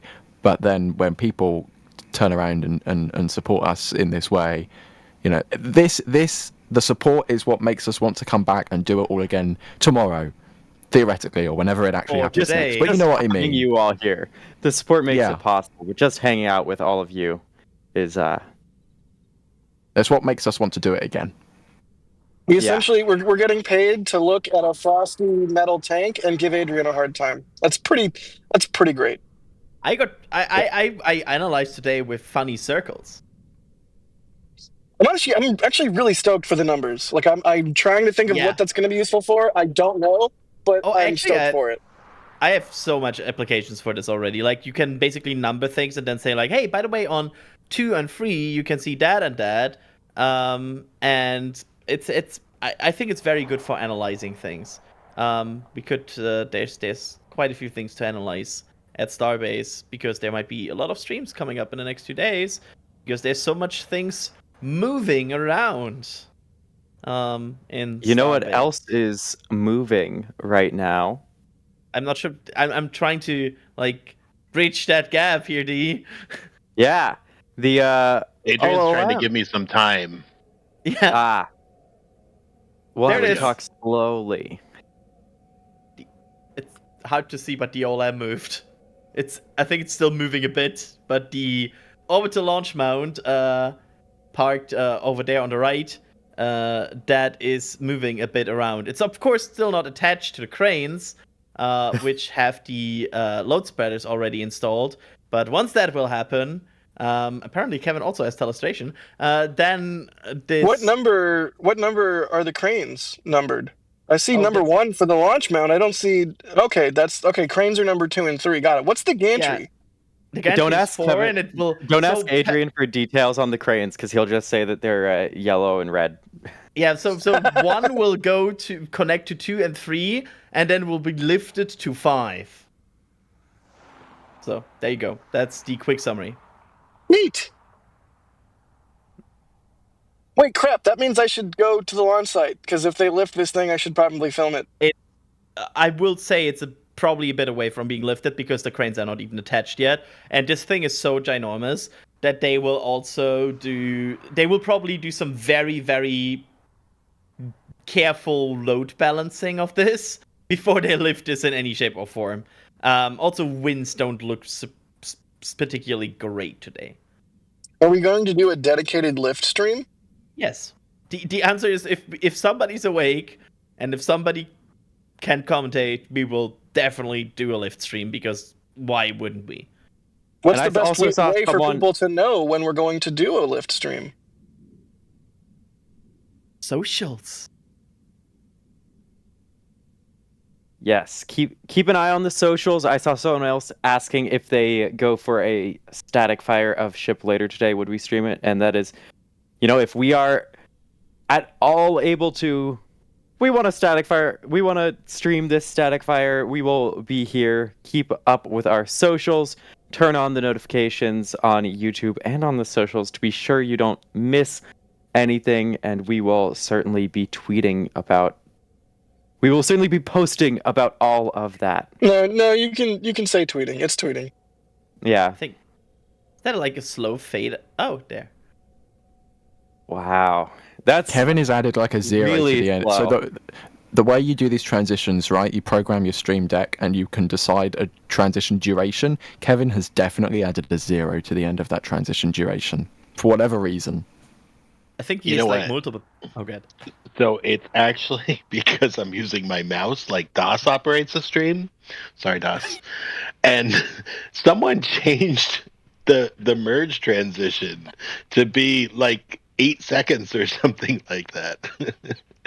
And I didn't realize it until I pushed it, and I forgot to change it after I pushed it the first time. I love that smack talk there. Oh. I'm operating the stream with a mouse like an animal, like DOS does. And thank you to the over 4,000 of you who are still hanging out with us. I see. If you have some questions about what's going on, Starbase, yeah, go ahead, tag at NASASpaceflight. I see. I think. Oh, I think we are hearing a certain music, D. are we? I think. Well, as I start to wrap up, we just got some. I don't know what is happening right now. I think we are pausing for the moment here, and we'll stand by for when action picks up again.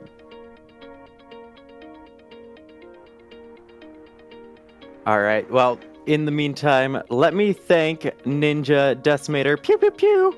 I did it that time. For a $2 super chat saying it's slow merge transition before GTA 6. Thank you, Adrian, for being on comms here today. Absolutely, and I will quickly mention the fact that we have a whole daily out that is basically a lot of action on this orbital launch mount that you see right now moving.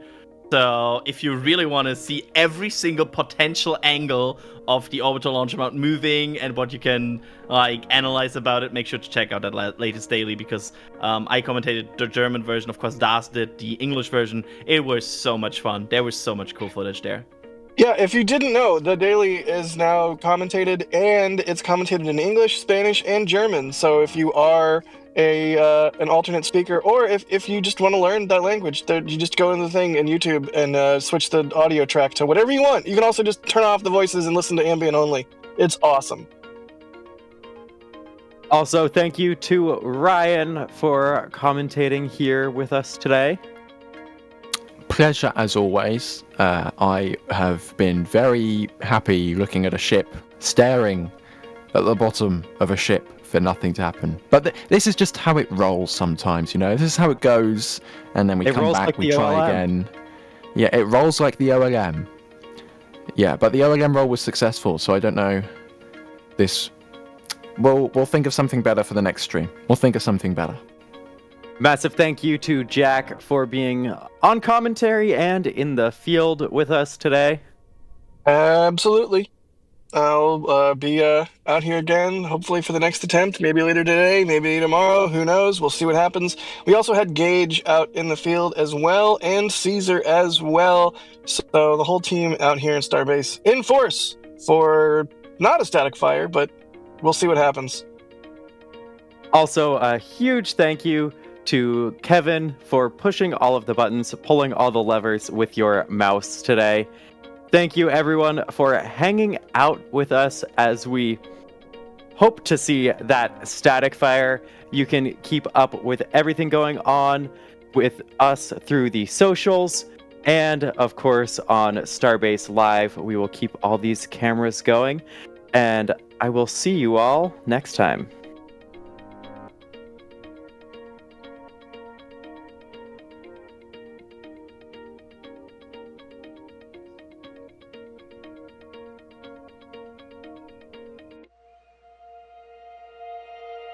And here we go.